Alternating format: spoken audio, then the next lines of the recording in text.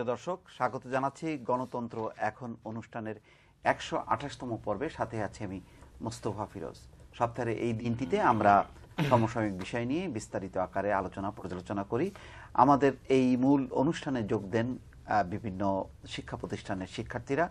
আমরা গত ২-৩ বছর থেকে এই ধারাবাহিকতা অব্যাহত রাখছি।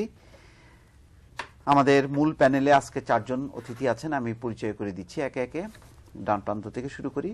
কাজী ফিরোজ রশিদ এমপি, প্রেসিডিয়াম সদস্য, জাতীয় পার্টি। তার পাশে আছেন সাদাত হোসেন সেলিম, সিনিয়র যুগ্ম মহাসচিব, এলডিপি।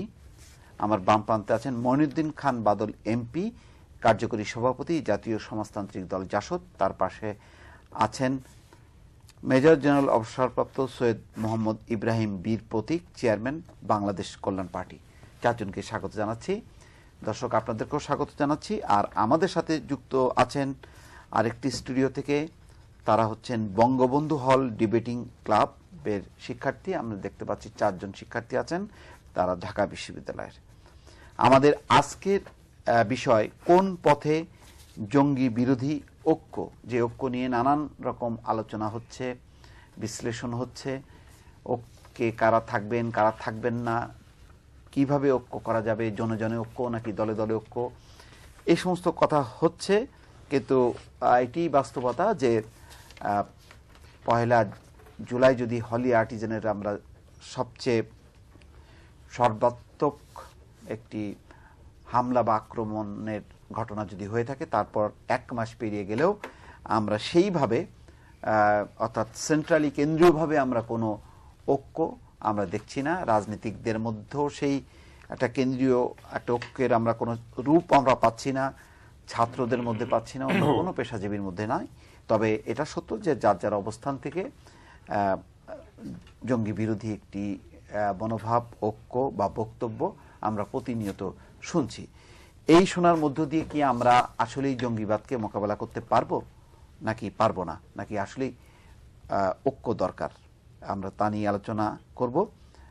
প্রথমেই শুরু করি, কাকে দিয়ে? ফিরোজ ভাই বলবেন না?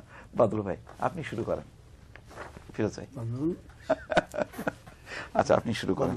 মানে বাদল ভাইয়ের কাছেই আমি প্রশ্নটাও ছুড়ে দিই যে আসলে মানে ঐক্যের দরকার আছে কিনা, নাকি যেভাবে আমরা সবাই সচেতন হলাম তার মধ্য দিয়েই এই জঙ্গি বিরোধী যে অবস্থানটা সেটা শানিত করা সম্ভব হবে? দেখুন, খুব স্পষ্টভাবে একটা কথা বলি। আপনি ঐক্য চান, আপত্তি নাই, বাট এটা বুঝার ব্যাপার আছে। প্রত্যেকটি ঐক্যেরও কিন্তু একটা প্রেমিস থাকে। কি ভিত্তিতে ঐক্য? আপনি ঐক্য চাচ্ছেন কোন ভিত্তিতে ঐক্যতে? আপনার সাথে আমার মিল হওয়ার জায়গাটা, কেন একতাবদ্ধ হব, সেই জায়গাটা যদি নির্ধারিত না হয়, ঐক্য বলে এগুলো শব্দ উচ্চারণেরও কোনো লাভ নেই। আমরা ৭১ ঐক্যবদ্ধ হয়েছিলাম, মুক্তিযুদ্ধের চেতনার একটা সুস্পষ্ট প্রেমিস ছিল। আপনি ঐক্যবদ্ধ হয়েছেন, ফসল আপনি স্বাধীনতা পেয়েছেন। এখন যে ঐক্যের তামাশা চলছে, এইসব তামাশার দরকার নেই। ইম্পর্টেন্ট জিনিসটা হলো আপনার এই ঐক্যটা, মানে যেরকম ঐক্যের একটা ভাব দেখানো হচ্ছে সেই ঐক্যটা হবে না। খুব স্পষ্ট কথা, ঐক্যটা হবে না। ঐক্যটা হবে না কারণ এই যে দুটা জোট বা বলতে গেলে দুটা প্রধান দল, তাদের angularity of thought is quite different. তাদের চিন্তা পদ্ধতি এবং চিন্তার যে অ্যাঙ্গেল, চিন্তার যে বৈশিষ্ট্য, এটার মধ্যে পার্থক্য আছে। সেখানে কোনো কিছু না ঘটে আপনি ঐক্যের সবাই তো যার যার প্ল্যাটফর্ম থেকে ঐক্যের কথা বলছে, সেটা বলুক গিয়ে। সেটা তো আপনার ইলেকশন করার জন্য আপনি বহুত কথা বলবেন, ভোটের মধ্যে আধা পয়সার ইম্পর্টেন্স নাই। ইম্পর্টেন্স যেটা আমি মনে করি সবার বোঝা উচিত, সেটা হলো কতগুলো জিনিস ইদানিংকালের ঘটনা থেকে স্পষ্ট হয়ে গেছে। নাম্বার 1, আমি খুব অল্প কথায় শেষ করি। নাম্বার 1, আপনার এই জঙ্গিপনা বাংলাদেশে চলবে না। এটা আমার এই অনুষ্ঠানটা যদি জঙ্গি ভাইয়েরা শুনেন তাহলে তাদের জন্য বলছি, এই starting from Morocco ending with Pakistan, এই যে কন্টাজিয়াস মুসলিম ল্যান্ড, তারপরে ভারতের বিশাল জায়গা, তারপরে বাংলাদেশ বিশাল জায়গা, তারপরে ইন্দোনেশিয়া, মালয়েশিয়া। প্রথম হলো আমি এম নট এ সালাফি, আমি কট্টর ওহাবিবাদের সমর্থক নই, আমি সালাফি নই। সুতরাং মরুভূমিতে যে ইসলামের চর্চা হয়েছে খুব পরিষ্কারভাবে আমি সেই ইসলামের পার্ট না। আমার এখানে ইসলাম এসছে সুফিদের কাঁধে করে, যে কারণে এখানকার বাস্তবতা হলো বড় বড় সুফি সেইনদের যে মাজারগুলো আছে সর্বধর্মের মানুষ কিন্তু সেখানে যায়। সুতরাং আমার কাছে ইসলামের যে ব্যাখ্যা, সেই ব্যাখ্যা ওই রাক্কা শহরে কিংবা মসুল শহরে কিংবা কোনো বগদাদি, কোনো খলিফা ইব্রাহিম যা বলছেন ওটার সাথে বাংলাদেশের মানুষের কোনো যোগসূত্র নেই। দুই, যারা এই জঙ্গিপনা করছেন তাদের বোঝা উচিত এটা এমন একটা জাতি, মানে অন্যদের সাথে আমাদের ডিফারেন্স হলো রিসেন্ট ইতিহাসে কোনো মুসলিম তথাকথিত মুসলিম প্রধান দেশ একটি রক্তাক্ত লড়াইয়ের মধ্যে দিয়ে স্বাধীনতা পায়নি। এই যে স্বাধীনতার স্মৃতিটা এখনো মানুষের মাথায় খুব উজ্জ্বল। বাস্তবতাটা হলো এই দেশের মানুষ ধর্মভীরু, তার চেয়েও বড় বাস্তবতা হলো তার সংস্কৃতিটাকেও সে গভীরভাবে আঁকড়ে ধরেছে। সে যেমন ধর্মভীরু তেমনি ওই পয়লা বৈশাখ 20 লক্ষ লোক কার্নিভালে যোগ দেয়। It is now the largest biggest carnival in the world. So এটাও বাস্তবতা। সুতরাং আমি যেটা বলছি সেটা হলো, কথা অনেক হচ্ছে, এই জঙ্গিপনা বাংলাদেশের মাটিতে শিকড় পাবে না। আচ্ছা, আমরা একটু ঐক্যের আসলে প্রয়োজন আছে কিনা সাদর হোসেন সেলিম, ধন্যবাদ আপনাকে। বর্তমান প্রেক্ষাপটকে দেখুন, এখানে ঐক্যর ব্যাপারটা যেটা একটা বিপদ, ঐক্যটা কি জন্য? আপনার ঘরে আগুন লেগেছে অথবা পাড়ায় ডাকাত পড়েছে, মসজিদের ইমাম সাহেব যখন মাইকে ঘোষণা করেন তখন কিন্তু তিনি বলেন না যে যারা মুসলমান তারা এগিয়ে আসেন অথবা যারা নামাজ পড়েন তারা এগিয়ে আসেন। একটা বিপদে কিন্তু সবাইকে ঐক্যবদ্ধ হওয়ার একটা আহ্বান জানানোর মধ্যে অন্যায় কিছু না, এবং আমরা যে কোনো বিপদেই আমরা ঐক্যবদ্ধ হয়ে যাই। এটা এখন জাতির সামনে একটা মহা দুর্যোগ। আমরা স্বাধীনতা উত্তরের চাইতে বড় দুর্যোগ আমরা আর মোকাবিলা করিনি। সারা পৃথিবীতে সন্ত্রাসী কর্মকাণ্ড হচ্ছে, সন্ত্রাসী কর্মকাণ্ডরা হয় নিজের জীবন বিসর্জন দিচ্ছে, যে কোনো একটা স্থাপনায় হামলা করছে, সেখানে কিন্তু বেছে বেছে কিন্তু কাউকে হত্যা করছে না। সেখানে এই যে নিজ শহরে কিন্তু মুসলিমও মারা গেছেন, তাই না? সুতরাং আমরা চেয়েছিলাম যে দলমত নির্বিশেষে প্রত্যেকে আমরা একটা ঐক্যবদ্ধ হয়ে আমরা জাতির সামনে একটা মেসেজ দেওয়ার জন্য যে ইসলামের এই বিভাজন যারা সৃষ্টি করছে তাদের বিরুদ্ধে আমরা এক এবং অভিন্ন, এই মেসেজটা আমরা দিতে পারি। এটা আমাদের জন্য একটা দুর্ভাগ্য। আর ব্যাপারটা হলো ঐক্য হবে কিনা, ঐক্য হওয়ার আদৌ আর কোনো সম্ভাবনা আছে বলে আমি মনে করি না। কারণ এখানে ঐক্য হলে অনেকের স্বার্থ নষ্ট হবে, ঐক্য হলে অনেকে গুরুত্ব নষ্ট হয়ে যাবে, এবং যাদের গুরুত্বহীন হয়ে যাবেন তারাই কিন্তু এখন ঐক্যের বিরুদ্ধে প্রচন্ডভাবে তারা কিন্তু উঠে পড়ে লেগেছেন। এখন আপনি দেখুন, বাংলাদেশে যদি প্রতিটা রাজনৈতিক দল ঐক্যবদ্ধ হয় কিন্তু আওয়ামী লীগ সাথে নেই, সেটা ঐক্য হবে না। আবার আওয়ামী লীগের নেতৃত্বে যদি সমস্ত রাজনৈতিক দল মত গোষ্ঠী ঐক্যবদ্ধ হয়, বিএনপি না, সে ঐক্য হবে না। সুতরাং আসলে এখন আমরা যেটা মনে করি সেটা হলো যে আমাদের যদি লক্ষ্য এক থাকে, আমরা ভিন্ন ভিন্ন কক্ষে অবস্থান করে কিন্তু লক্ষ্য অর্জন করতে পারি। সেক্ষেত্রে বিএনপির নেতৃত্বে একটা জোট আছেই, আওয়ামী লীগের নেতৃত্বে একটা জোট আছে। এই জোটের বাইরে যারা আছে তারা অনেক সময় হয়তো কেউ মানে আসে নাই এই জোটের মধ্যে, যারা কমফোর্ট ফিল করবে তারা যে জোটে যেতে পারে। আমরা যে আহ্বান জানাচ্ছি, এই আহ্বান জানিয়ে আমরা যাব। এখন দেখুন, এই সন্ত্রাসী কর্মকাণ্ড অথবা আজকের যে জঙ্গির উত্থান, এটা কিন্তু একদিনে হয়নি। এতদিন সরকার ঘুমিয়েছিলেন অথবা যারা দায়িত্বপ্রাপ্ত তারা ঘুমিয়েছিলেন। ধীরে ধীরে যে এখানে একটা বিজাতীয় মতবাদ এখানে আমাদের প্রতিষ্ঠা করছে, আমাদের বাপ দাদা পূর্বপুরুষরা আমরা যে ধর্মের মধ্যে ছিলাম সেই ধর্মকে বিশ্বাসকে তছনছ করে দিয়ে নতুন নতুন তত্ত্ব উপস্থাপন করছে। আমরা কিন্তু তখন কেন ঘুমিয়েছিলাম? আমরা কেন আপনার একদম আধুনিক ব্যবস্থাপনায় আধুনিক পদ্ধতিতে টেলিভিশনে দিনের পর দিন জেহাদ কতল ইত্যাদি শব্দ উচ্চারণ করে যাচ্ছে, আমরা কেন আপনার বাধা দিই? আমরা কেন দীর্ঘদিন যাবৎ আমাদের শবে বরাত পালন করে আসছি, মসজিদে তালা দিচ্ছে, তখন কেন আমরা সচেতন হই নাই? এগুলো এখন চিন্তা করার কথা। এই দেশের মধ্যে, এই দেশে কিন্তু জঙ্গিপনার মাধ্যমে ইসলাম কায়েম হয় নাই। এই দেশে কিন্তু প্রেম ভালোবাসা আপনার জয় করে নিয়ে, মানুষের মন জয় করে নিয়ে কিন্তু আপনার আমরা এখানে ইসলাম প্রতিষ্ঠা করেছে, সুফি মতবাদ মানে সুফিজম আমাদের এই মাটি, এই মাটিতে জঙ্গি পড়ার কোনো স্থান নেই, আমি এই ব্যাপারে দ্বিমত পোষণ করছি না। কিন্তু এতদিন কোথায় ঘুমিয়েছিলেন, এখন বলছেন যে জঙ্গি আর হবে না, মানে কি তা হওয়ার জন্য কি আপনারা একটা মানে রাস্তা করে দিয়েছেন? আপনারা কি চেয়েছেন যে এরকম একটা কিছু হোক তারপরে এটা বন্ধ করবেন? এটা প্রয়োজন ছিল না, কারণ এটা একটা রং মেসেজ সারা পৃথিবীতে গেছে। আমরা এখানে ঘুরে দাঁড়াতে চাই। এখানে আপনার সাগর মহাসাগর, চুরি লুণ্ঠন ইত্যাদির মধ্য দিয়েও ব্যক্তিগত পর্যায়ে কিন্তু মানে সবাই কাজ করে দেশটাকে একটা যখন আমরা স্থিতিশীল অর্থনৈতিক আমরা পরিবেশে আমরা উন্নীত হতে যাচ্ছি, তখনই এই হামলাটা। আমরা আগে চিন্তা করতে হবে এখানে বেনিফিশিয়ারি কারা। আজকে আমাদের দেশে অর্থনীতি বন্ধ হয়ে গেলে, ধ্বংস হয়ে গেলে কারা এটা বেনিফিশিয়ারি? আজকে শপিং মলে হামলা করার গুজব ছড়ানো হচ্ছে, আমরা শপিং মলগুলো বন্ধ হয়ে গেলে কার লাভ? নর্থ সাউথ ইউনিভার্সিটির মতো ইউনিভার্সিটি, ইংরেজি মাধ্যমগুলো বন্ধ হয়ে গেলে কার লাভ? আমাকে গভীরভাবে চিন্তা করতে হবে। আমরা জাতীয় এবং আন্তর্জাতিক ষড়যন্ত্রের শিকার হতে চাই না। সেই কারণে আমরা চেয়েছিলাম মুক্তিযুদ্ধে চলাকালীন সময় যেমন আমরা সমস্ত দল মত আমরা এক ছিলাম গুটি কয়েকজনের বিরুদ্ধে। আপনি দেখুন মুক্তিযুদ্ধে কিন্তু আওয়ামী লীগ সরকারের নেতৃত্বে মুক্তিযুদ্ধ পরিচালিত হওয়ার পরেও কিন্তু মওলানা ভাসানীর নেতৃত্বে 6টি রাজনৈতিক দলের একটা ঐক্য পরিষদ গঠন করা হয়েছে এবং সেখান থেকে কিন্তু তারা মুক্তিযুদ্ধকে সমর্থন দিয়েছে। আমরা এটা করতে পারতাম। আমরা বেগম খালেদা জিয়া কিন্তু যথার্থইভাবে কিন্তু কে ক্ষমতায় যাবে কে ক্ষমতায় থাকবে এটা জাতির সামনে উপস্থাপন না করে তত্ত্বাবধায়ক সরকার, নির্বাচন, আন্দোলন কোনো কিছু না বলে নিঃশর্তভাবে তিনি একটা জাতীয় ঐক্যের ডাক দিয়েছেন। এটাকে কটাক্ষ করা হয়েছে, এটাকে বিভিন্নভাবে আপনার বাধা দেওয়া হয়েছে। ঠিক আছে, বাধা দিয়ে সরকার যদি তারপরও যদি কামিয়াব, আমরা চাই কিন্তু দেশটা শান্তি থাকুক, জঙ্গিবাদটাকে আমরা নির্মূল করতে চাই। সেক্ষেত্রে কারো কোনো সহযোগিতা করলে আমরা লিবারেল ডেমোক্রেটিক পার্টি এলডিপির পক্ষ থেকে কিন্তু আমরা দাঁড়িয়ে আছি আমরা সহযোগিতা করার জন্য। ইব্রাহিম ভাই, যার অবস্থান থেকে এই আলাদা আলাদা ঐক্যটা কি আসলে মানে খুব ফল দেবে না মানে ঠিকই আছে, বিভক্তভাবে অবস্থান নিয়ে জঙ্গিবাদকে মোকাবেলা করা যাবে কিনা? আপনাকে এবং এখানে আরো আমার 3 জন সহকর্মী ভাইকে, দেশবাসীকে শ্রদ্ধা জানাচ্ছি। আসসালামু আলাইকুম। বিসমিল্লাহির রহমানির রহিম বলে শুরু করি।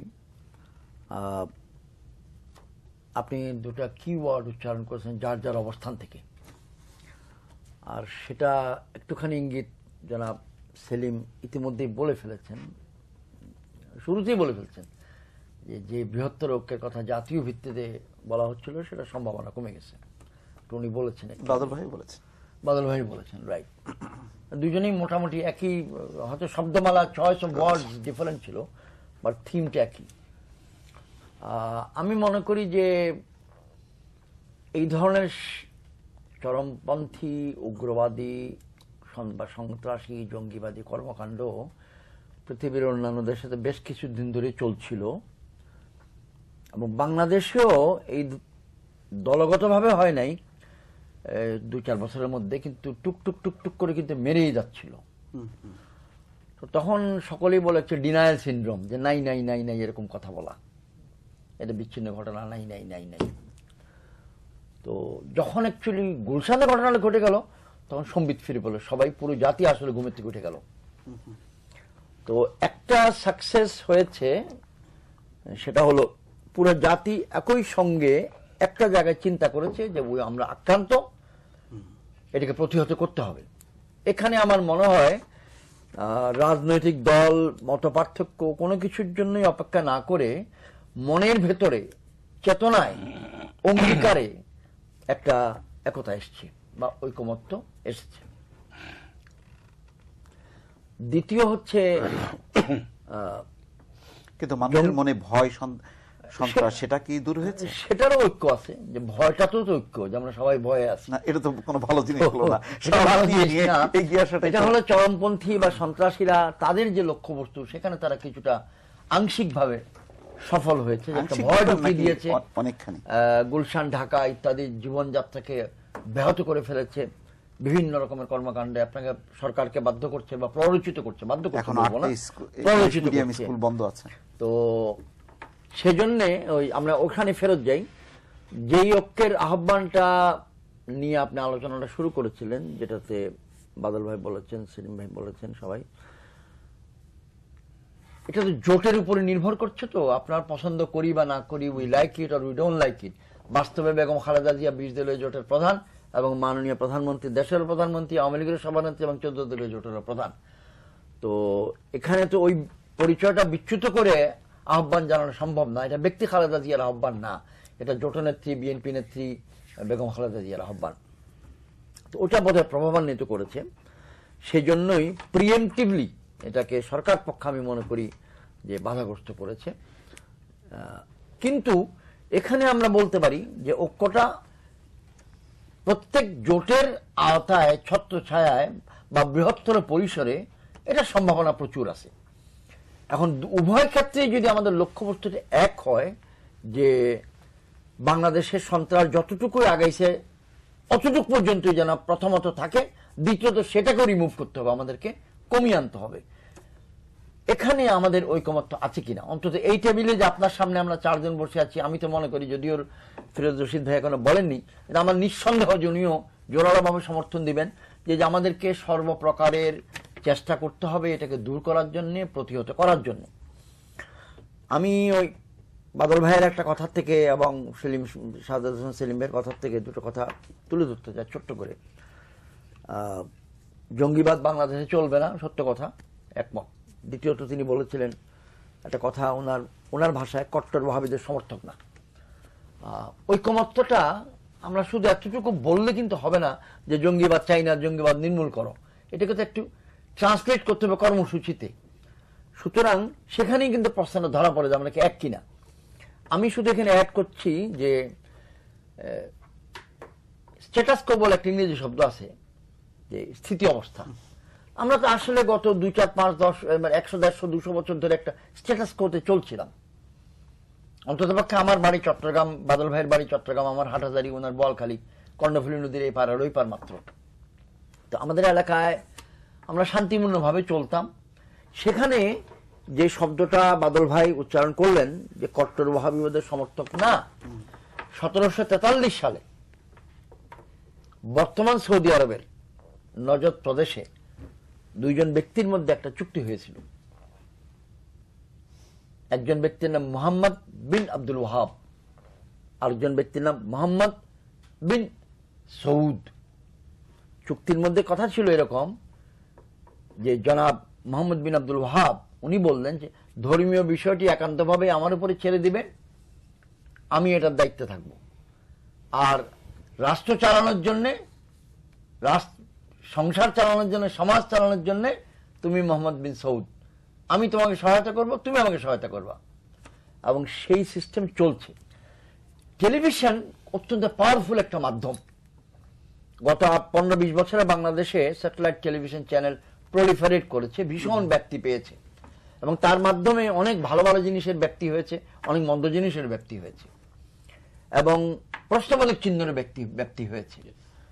শাহাদাত হোসেন সেলিম সাহেব শব্দ দুটো উচ্চারণ করেই ফেলছিলেন বারবার যে এই টেলিভিশন চ্যানেলের মধ্যে জিহাদ শব্দটা এসছে কিনা। এই যে শব্দটা উচ্চারিত হয়েছে বারবার, অর্থাৎ আপনার মনকে বিপ্লবী করার চেষ্টা করা হয়েছে। কিসের বিরুদ্ধে সেটা হয়তো বলা হয় নাই, কিন্তু মানের মধ্যে আমাদের সমাজে চিন্তার জগতে স্থিতিশীলতা নষ্ট হয়েছে। তার মধ্যে টেলিভিশন এবং এর অনুষ্ঠানগুলোর কিছুটা ভূমিকা আছে। এখন ঐক্যে ওই প্রশ্নটা আসবে যে আপনার মনের মধ্যে, আমার মনের মধ্যে কি আমরা এটাকে রিকগনাইজ করছি কিনা যে এই জিনিসটা ক্ষতিকারক। অর্থাৎ আমি 1 ডিগ্রি পিছিয়ে গিয়ে বললাম যে সন্ত্রাস বা জঙ্গিবাদ বিরোধী ঐক্যে এটাকে যেটা বাড়িয়ে দিয়েছিল সেই উপাত্তগুলোর বিরুদ্ধে আপনার ঐক্য হবে কিনা। অর্থাৎ সমাজে মানুষের মনে শান্তি আনা, স্থিতিশীলতা আনা, সুফিবাদ আমরা যেটাতে বিশ্বাস করি এবং যেটার উপরে বাংলাদেশ আসলে শান্তিপূর্ণভাবে পৃথিবীর বুকে উজ্জ্বলভাবে বেঁচেছিল, সেটার উপর যে আপনি আঘাত আনছিলেন, সেটার একটা বাই প্রোডাক্ট কিন্তু এইসব। আরো অনেক কারণ আছে, আই রিপিট, আরো অনেক কারণ আছে। কোন অবস্থাতেই যেন কেউ দর্শক শ্রোতা বা আপনি ভুল না বোঝেন যে এটার উপরেই জোর দিচ্ছি নাকি। অর্থাৎ আমি শুধু উদাহরণস্বরূপ বলতে চেয়েছি আমাদের মনের মধ্যে কি ওই ঐক্যটা আছে কিনা, যে সামনে যেটা দেখছি সেটা হচ্ছে খুনাখুনি, রক্তারক্তি, ধ্বংস, কিন্তু তার পিছনে যে উপাত্তগুলো তাকে এই স্টেজে নিয়ে এসছে ওগুলোকে রিকগনাইজ করার জন্য আপনার মনের মধ্যে ওই শক্তিটা আছে কিনা বা ইচ্ছাটা আছে কিনা যে we want to tackle the causes, the factors যেটা কন্ট্রিবিউট করেছে। আমি এটা বলেই শেষ করতে চাই, সর্বশেষ আপনি প্রাথমিক বক্তব্য এটা, মাননীয় দেশনেত্রী বা 20 দলীয় জোট নেত্রী বেগম খালেদা জিয়া দাওয়াত দিয়েছেন তিনি বলেছেন তো সেই 2 তারিখেই জুলাই মাসের, এখন থেকে 1 মাস 5 দিন 4 দিন আগে 14-15 তারিখে তিনি 20 দলীয় জোটের নেতাদের সঙ্গে বসছিলেন, ঠিক পরপরই স্থায়ী কমিটির সঙ্গে বসছিলেন, পরের দিন পেশাজীবী বুদ্ধিজীবী ভাইদের সঙ্গে বসছিলেন।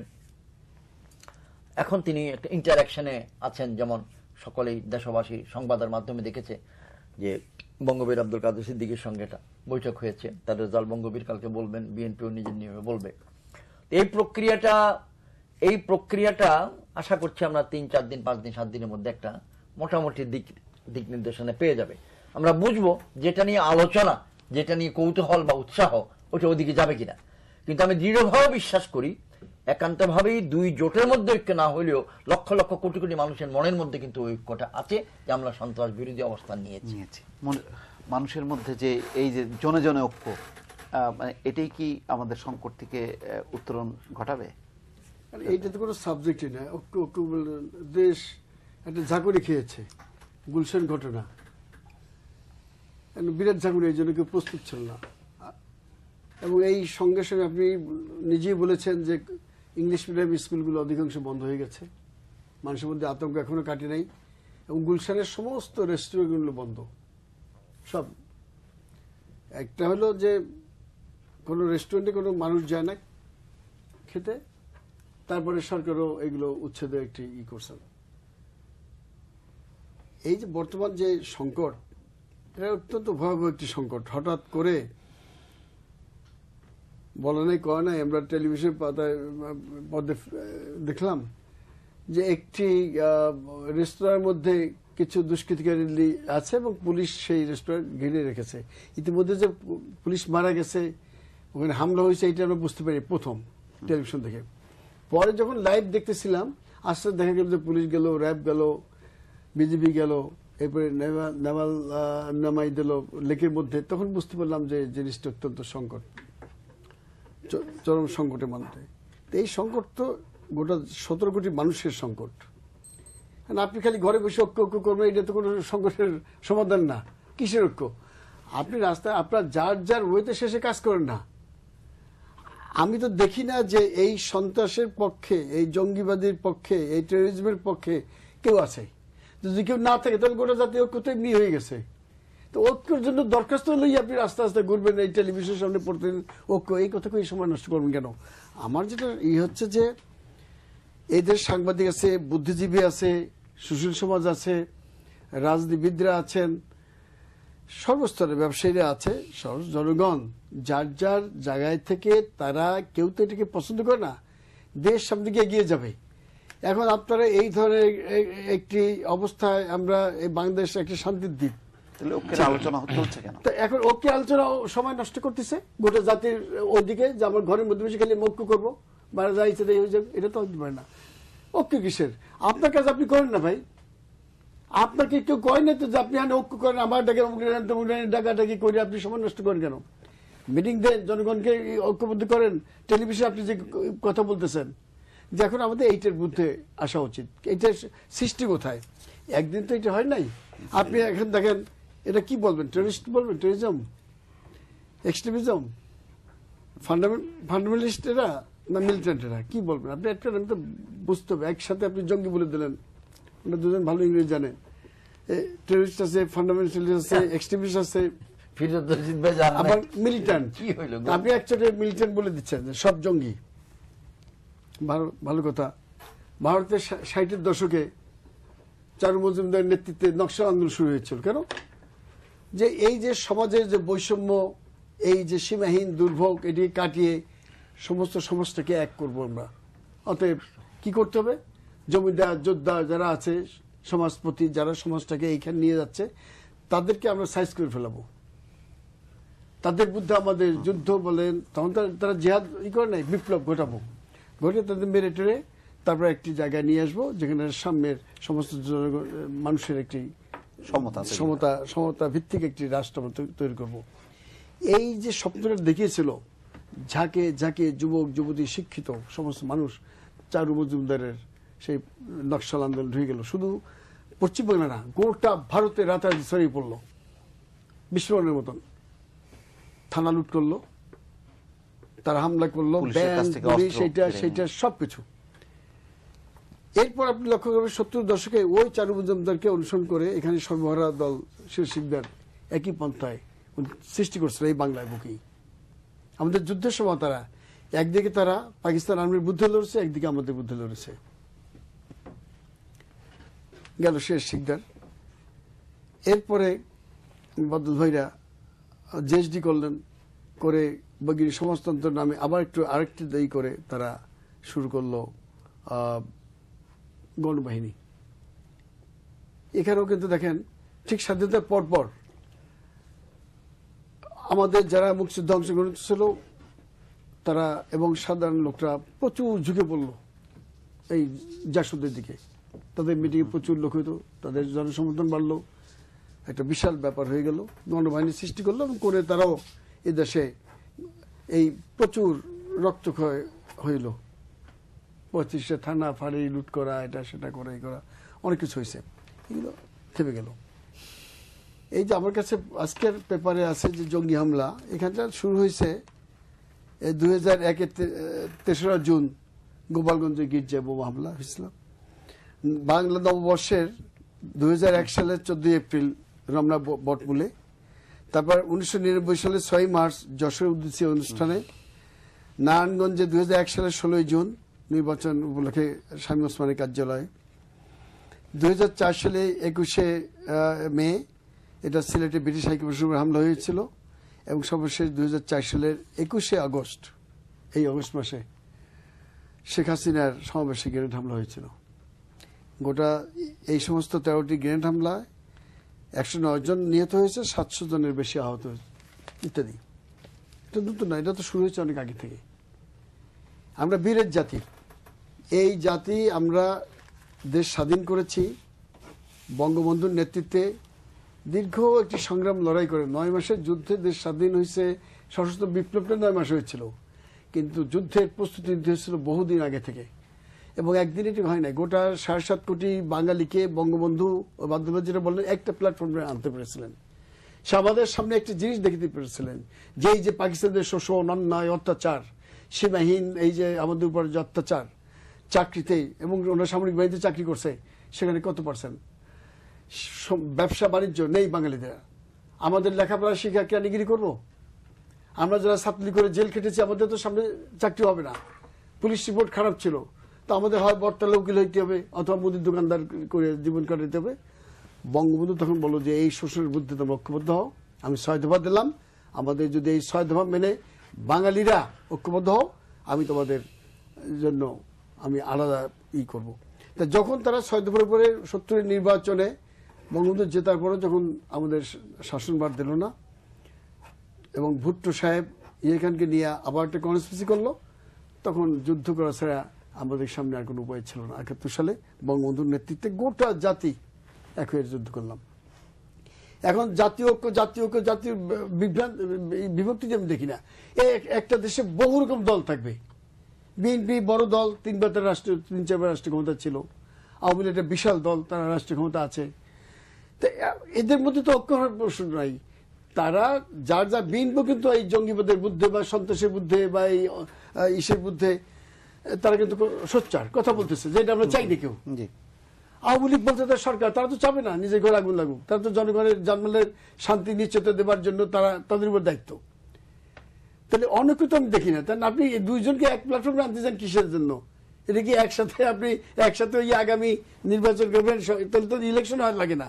ওনারা দুজন একসাথে তো ওদের সব প্রবলেম সলভ হয়ে যায়। ন্যাশনাল গভর্নমেন্ট করা যায়। তো কিসের লেগে আমরা দুজন এক হইতে হবে?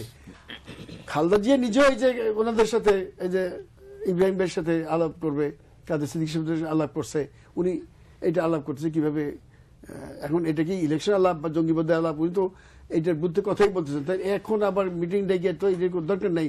মিটিং নেমে গেলে হয়, প্রত্যেক ডিভিশন অনুযায়ী গেলে তো বড় বড় মিটিং করবে যে আমরা ভাই শান্তির দেশ, অশান্তি চাই না, কেউ এই লাইনে যাবেন না। যার যার বাচ্চারা যেভাবে হোক একটি বিশ্বাস, সে বিশ্বাসটা অন্ধবিশ্বাস হতে পারে, এটা আদর্শচ্যুতি হইতে পারে। আমার আপনার কাছে ওদের কাছে যে কেউ একটা ওদের এই মগজের মধ্যে ঢুকাই দিছে, এখান থেকে ফিরে আনার জন্য যদি ওরা কথা বলে, আমাদের দেশে এইগুলো করে খুব একটা সুবিধা হবে না। সুবিধা হবে না কেন? তাহলে জাসদ রাষ্ট্রীয় ক্ষমতা আজকে থাকতো, তার রাষ্ট্রীয় ক্ষমতা আসছে কিন্তু একটা গণতান্ত্রিক প্রসেসের মাধ্যমে। সেটা করছে, এটা ইতিহাস, এটা পার্ট। তাদের কাছেও যুক্তি আছে, আবার অন্য অন্য দিকেও যুক্তি আছে। যারা যখন যেটা করে যুক্তি নিয়ে কিন্তু এগিয়ে যায়, তাই না? তো এখন আমরা মনে করি যে যথেষ্ট হয়ে গেছে, এইটার পিছনে কারা আছে সেটা দেখবে। আমরা মনে করি যে এই যে আমরা গোটা জাতি এখন যেটা, এটার বিরুদ্ধে সবাই সাংবাদিকরা প্রতিনিয়ত টকশোতে আর কিছু নাই, কিন্তু রাত্রিবেলা জেগে জেগে শুধুমাত্র এই ঘটনা, তা আর তো কিছু হচ্ছে না এখানে। কিন্তু আমরা কেন ব্যবসা বাণিজ্য নিয়ে আলোচনা করতেছি না, অন্য কোনো ইস্যু নেই। ইস্যু মাত্র একটাই, যে এই যে কাজগুলো ঘটে গেল, এইটা আমরা কেউ চাই না। এই দেশে মানুষ শান্তি চায়, সেই জন্য এটা দেখেন, এইটা তো আমাদের সৃষ্টি না, এইটা সৃষ্টি করেছিল। যদি আপনি বলেন আমাকে, এই আধা মিনিটে বলে দিচ্ছি, প্রথম আফগানে শুরু হলো, আফগানিস্তানে এটাও আমেরিকা করছিল, এবং তারপরে ইরাকে করছে, তারপরে লিবিয়ায় করেছে, সিরিয়ায় করেছে, সোমালিয়া, সব জায়গায়। অর্থাৎ আমেরিকা করেছে। আপনি যদি বলেন যে এটা মোসাদ, অর্থাৎ ইসরায়েলের তাদের মুসলমানদের বিরুদ্ধে গোটা বিশ্বকে একত্রিত করার জন্য যে সমস্ত সন্ত্রাসীরা এক মুসলমানরা, মোসাদ যে প্ল্যান প্রোগ্রাম করেছে, আমেরিকা কার্যকরী করেছে এবং সৌদি আরব টাকা দিচ্ছে। অতএব এইখানে এই চিন্তা ভাবনা করে কিন্তু লাভ নাই। আমরা বাঙালিরা অত বুঝি না, আমরা নিজেদের পায়ে দাঁড়াতে চাই। আমরা এইটার মধ্যে সবাই, এবং এইগুলো আস্তে আস্তে স্থিমিত হয়ে যাবে। অনেক হয়েছে, এরা তো মাত্র কয়েকজন লোক মারছে। আপনি দেখলেন তো এর আগে যা হয়েছে, 105 জনই মারা গেছে। অতএব এইগুলো করে কেউ সুবিধা করতে পারবে না। যদিও এই ঘটনাটা অনেক বড় ধরনের ঘটনা, হয়তো সর্বশেষ, সেই কারণে হয়তো একটা আলাপ আলোচনা শুরু হয়েছে। আমরা দেখি একটু স্টুডেন্টদের বক্তব্য, তারা কি মনে করে, তাদের কাছ থেকে প্রশ্ন আহ্বান করছি।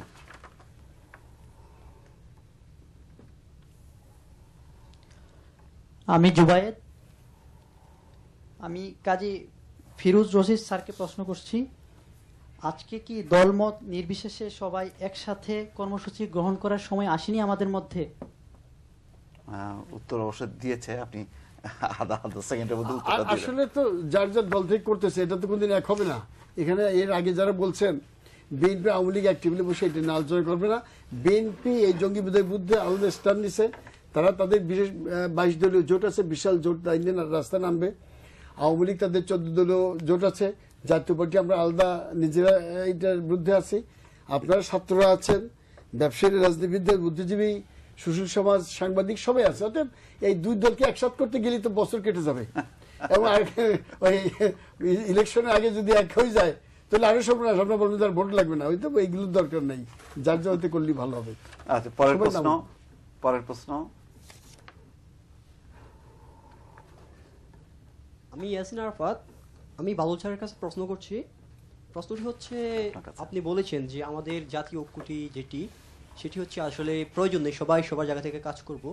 কিন্তু যখন আমরা একটি দলকে বাধা দিচ্ছি, তখন কিন্তু একটি দল ডিমোটিভেটেড হচ্ছে বা উৎসাহিত হচ্ছে। তখন কি আসলে তারা জঙ্গিবাদ বিরোধী যে ঐক্য, সেখানে এগিয়ে আসবে কিনা, এবং আমাদের যে জঙ্গিবাদ বিরোধী মূল কার্যক্রমটি সেটি আসলে বাস্তবায়িত হবে কিনা? কারণ আমরা দেখেছি 2001 সাল থেকে 2005 সালও সেটি আমাদের যে জঙ্গি যে হামলাগুলি সেগুলি হয়েছে। এখন আমার কথা হচ্ছে, যদি, এবং সেটি আজকেও হচ্ছে, যদি আমরা যদি সকলে ঐক্য ছাড়া যদি কাজটা যদি মানে করি, তাহলে কি আসলে আমাদের যে জঙ্গিবাদটি সেটি কি আসলে যে উৎখাত করা সম্ভব কিনা? স্যারের কাছে প্রশ্ন রইল। আমি ওর কাছে পাল্টা প্রশ্ন করছি, সোনার পাথর বাটি হয় কিনা, কাঁঠালের আমসত্ব হয় কিনা? Why you are asking for this ঐক্য? তাইলে তো ইতিহাস বলতে হবে। আমরা পরিষ্কারভাবে মনে করি 2013, 2014, 2015-তে যেই অনটন, যে বোমাবাজি, যে আগুনে পোড়ানো, যেই সন্ত্রাস হয়েছে, তার জন্য বিএনপি, তার সঙ্গী জাতীয় জামাত ইসলাম দায়ী। তাহলে আমি কি তাদের সাথে ঐক্য করতে যাব? দ্বিতীয় প্রশ্ন, এই জামাত ইসলামের ক্রিমিনাল অ্যাক্টিভিটির উপরে বর্তমানে যুদ্ধাপরাধীদের বিচার হচ্ছে, ফাঁসি হচ্ছে। যাদেরকে তাদের অপকর্মের জন্য ফাঁসি দেওয়া হচ্ছে, তাদের মাথার উপরে যারা ছাতি ধরে বসে আছে, তাদের সাথে আমি ঐক্য করতে যাব? এই যে একটা কথা, দলমত নির্বিশেষে, দিস ইজ এ ভ্যাগ টার্ম। আর আমাদের এখানে আমি একটা আলোচনা দেখি, সেটা হলো আমরা আলোচনার গভীরে যাচ্ছি না। এই যে জঙ্গিপনার প্রশ্নটি, কেন আমাদের ছেলেবেলেরা জঙ্গিপনায় যাচ্ছে, তার রুটটা কোথায়, সেটা না খুঁজে আমরা কোন জঙ্গিকে দমন করব। আমি এই জায়গায় একটা ছোট কথা বলি, সেটা হলো এই জঙ্গিবাদিতার ব্যাখ্যা ইসলামে আজকে নতুন না, অনেক আগে থেকে ইবনে তাইমিয়া, সাইদ আল কুতুব, সাইদ আল বান্না, এদের নাম যদি মাথায় থাকে, এরা এই জঙ্গিবাদের দর্শন বলেছে বহু আগে থেকে। আজকের যে প্রবলেমটা রাইট এট দ্য মোমেন্ট, সে প্রবলেমটা হলো ইসলামের অ্যাপোক্লিপ্টিক যে ব্যাখ্যা, ইসলামের শেষ দিনের যে ব্যাখ্যা, সেই ব্যাখ্যা আলোকে অনেক কিছু ভুলভাবে বিশ্লেষিত হচ্ছে। আপনি আমি এই দেশে বসে আছি, কিন্তু সালাফিস্টরা মনে করে কিয়ামতের সময় হয়ে গেছে। তারা মনে করে এই চলে এসছে, এই মাহাদি আলাইহিস সালাম চলে এসছে, and the colour of Mahdi's army is black, তারা কালো কাপড় পরবে। The colour of the Mahdi's flag is black, IS কালো পতাকা টাঙিয়ে দিয়েছে। এবং সেখানে প্রশ্নটা হলো যে এরা ব্যাখ্যা এমন যে কোরআনে হাদিসে আছে রাবিক বলে একটি জায়গায় শেষ লড়াই হবে ইনফিদেল এবং মুসলিমদের। রাবিক একটা অবস্কিওর মরুভূমি শহর সিরিয়া এবং টার্কির মধ্যে, এরা খুব সিরিয়াসলি ওটা দখল করেছে রাবিকটা। সো প্রশ্নটা হলো যে ওনারা মনে করছেন মাহদী আলাইহিস সালাম আসবে, ব্যাখ্যায় আছে মাহদী আলাইহিস সালাম খোরাসান এলাকা থেকে আসবে। Khorasan is today's Afghanistan, part of Iran, এই এলাকা। এখন প্রশ্নটি যেটা আছে যে ইরাকের মতো জায়গায় 73% অফ দ্য পিপুল মনে করে মাহদী আলাইহিস সালাম চলে আসবে। ব্যাখ্যা করার দরকার আছে মাহদী আলাইহিস সালাম জন্মসূত্রে রসুলের আত্মীয় হবে। তাহলে আপনাকে বুঝতে হবে 29শে জুন মাসুলের মসজিদের পালপিটে দাঁড়িয়ে যখন আবু বকর বগদাদি বললেন আমি খলিফা ইব্রাহিম, আমি রসুলের বংশধর, এবং ওনারা এই আলোচনা চালিয়ে যাচ্ছে সারা পৃথিবীতে। সুতরাং প্রশ্নটি হলো, যিনি প্রশ্ন করেছেন তার বোঝার জন্য বলছি, the second man of is almost mister Adani, তিনি একটা রিসেন্ট পোস্ট দিলেন। ওনার পোস্টটা কি, যে আপনারা সারা বিশ্বে যে যেখানে আছেন মুসলমানরা, আমাদের সঠিক রাস্তায় আছেন, আপনাদের আর নতুন করে ইসলামিক স্টেট আসতে হবে না, আপনারা যার যার জায়গায় থেকে আক্রমণ করুন। আপনারা যদি আক্রমণের জন্য এলইডি, ওই যে তাদের self made bomb Tomé, LED কিংবা অস্ত্র না পান, এটা যদি না পান, তাহলে আপনি একজন আমেরিকান, একজন ফিলদি ফ্রেঞ্চ, জার্মান, এদের উপর আঘাত শানিয়ে যান। সেটা কিভাবে শানাবেন? কোনো কিছুই যদি না পান, তাদের গায়ের উপর দিয়ে ট্রাক চাপাইয়া দেন, এবং তার কয়েকদিন পরে নিচে ট্রাক চাপানোর ব্যাপার ঘটেছে। তাও যদি না পারেন, তাইলে এদেরকে সিঙ্গেল আউট করেন, একজনকে বেছে নেন, তার মাথাটা 10 ইঞ্চি ইট দিয়ে ভাঙিয়ে দেন। তাও যদি না পারেন, তার বিছনা জ্বালায় দেন। তাও যদি না পারেন, তার ব্যবসা বাণিজ্য শস্য ক্ষেত নষ্ট করে দেন। তাও যদি না পারেন, তার মুখে থুতু নিক্ষেপ করুন।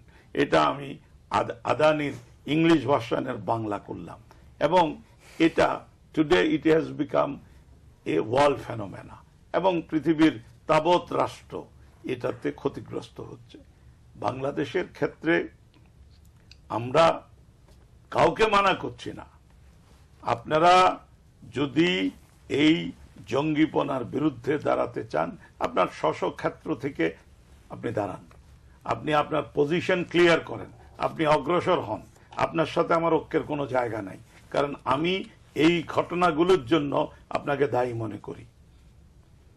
সেটা সঠিক বেঠিক বিতর্ক হতে পারে, আপনাকে দায়ী মনে করি। আমি মনে করি এই ঘটনার পিছনে আপনার প্রণোদনা আছে, তো সেটা আরেকটা ব্যাখ্যা। But right at the moment you carry on your struggle.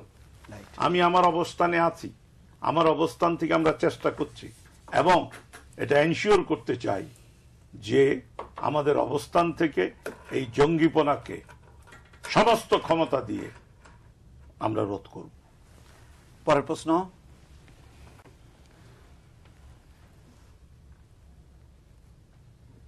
আমি আব্দুল্লাহ মাহমুদ। আমার প্রশ্নটি হচ্ছে সাদা হোসেন সেলিম স্যারের কাছে। স্যার বললেন যে হচ্ছে দলমত নির্বিশেষে আজকে জাতীয় ঐক্যের কথা।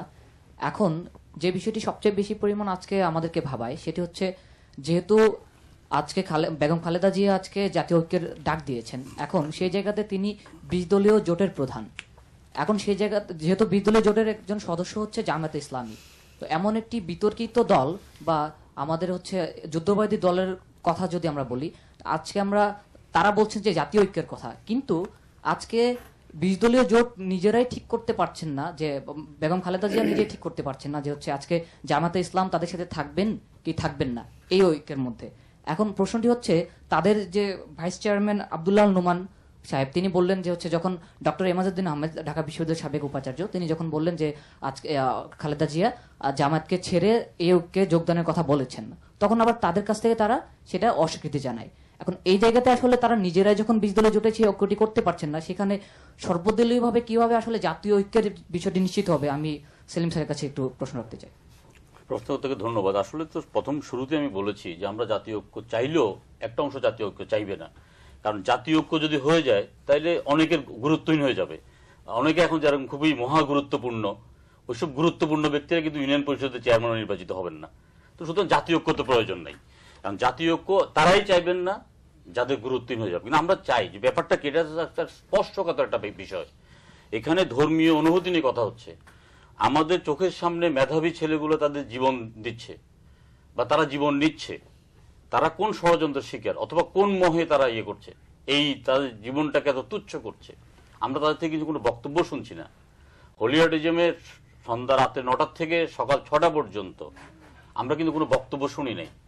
তুরস্কের রাষ্ট্রপতি কিন্তু একটা মোবাইল ভিডিও বার্তা কিন্তু তার বক্তব্য দিয়ে কিন্তু জনগণের সাথে একাত্মতা ঘোষণা করেছেন, তাদের মুখে আমরা কোনো বক্তব্য শুনতে চাইনি। এটা অত্যন্ত স্পর্শকাতর একটা ধর্মীয় বিষয়।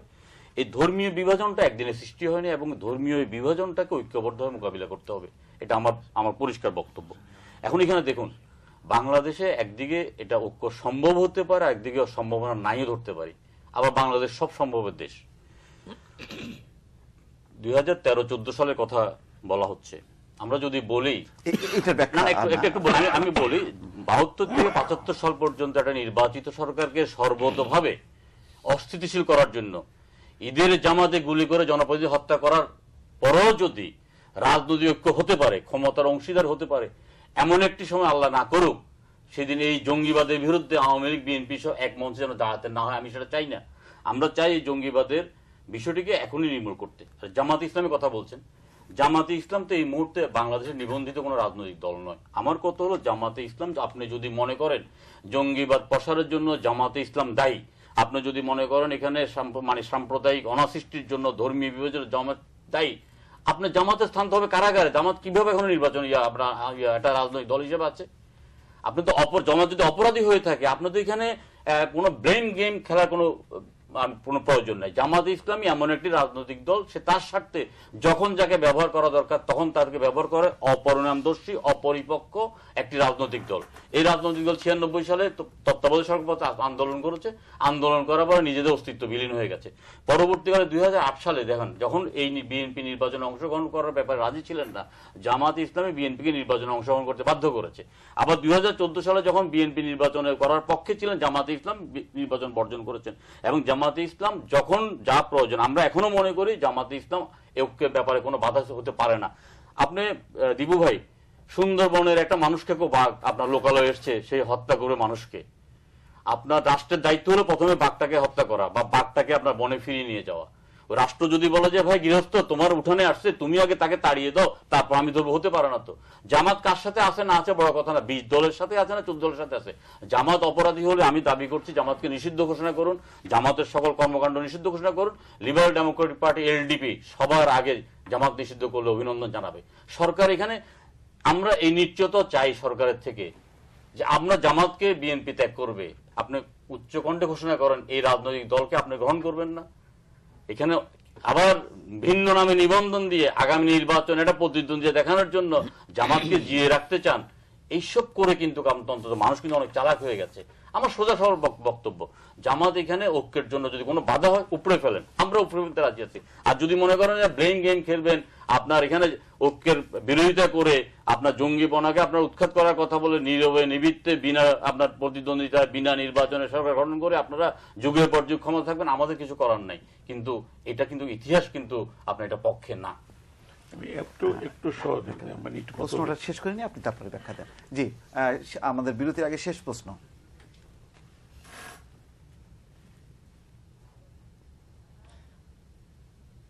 আমি শাহ আলম, আমি প্রশ্ন করছি সৈয়দ মোহাম্মদ ইব্রাহিম স্যারের কাছে যে উনি বলেছেন যে আমাদের মানুষের মধ্যে ঐক্য রয়েছে, আমরা যদি আমাদের সংস্কৃতি এবং সামাজিক যে সচেতনতা এটা বৃদ্ধি করে এই ঐক্যটিকে আরো বহুদূর এগিয়ে নিয়ে যাই, কিন্তু রাজনৈতিকভাবে কোনো দলের সমর্থন বা রাজনৈতিক যে ঐক্যটা সেই ঐক্যটাকে যদি আমরা গুরুত্ব না দিই, তাহলে কি আমাদের জঙ্গিবাদ বিরোধী যে কর্মকাণ্ড এটা কি সফল হবে কিনা?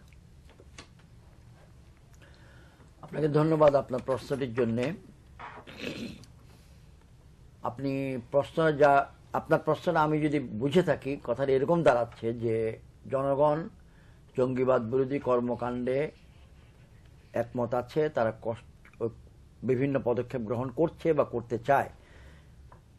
ওই কর্মকাণ্ডের প্রতি বা ওই সদিচ্ছার প্রতি রাজনৈতিক দলগুলির সমর্থন থাকবে কিনা, রাজনৈতিক দলগুলি তাদের পাশে থাকবে কিনা, রাজনৈতিক দলগুলি নেতৃত্ব দেবে কিনা। রাজনৈতিক দলগুলি দুই ভাগে বিভক্ত।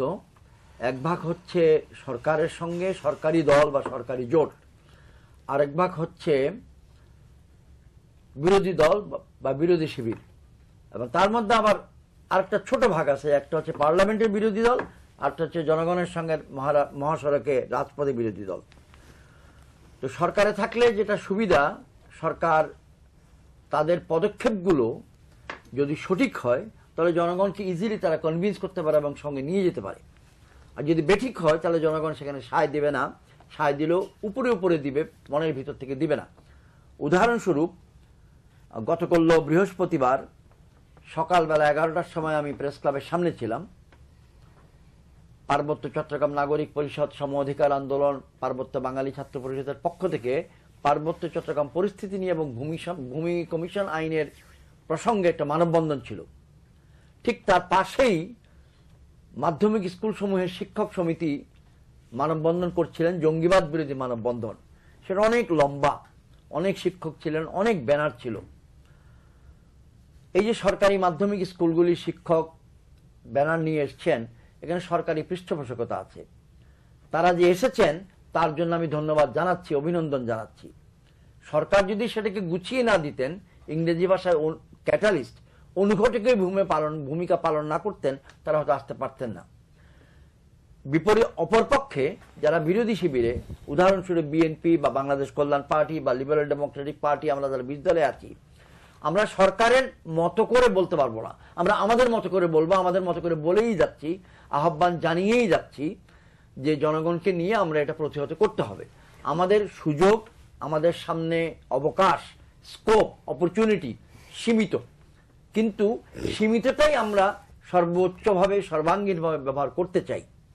আপনার প্রশ্নের মোদ্দা কথা, রাজনৈতিক দলগুলো সমাজের সকল অঙ্গে প্রত্যক্ষভাবে নেতৃত্ব না দিলেও রাজনৈতিক নেতৃত্বের সহযোগিতা ব্যতীত পুরো সমাজের কোনো অঙ্গের কোনো কর্মকাণ্ডই সফল হয়ে উঠবে না।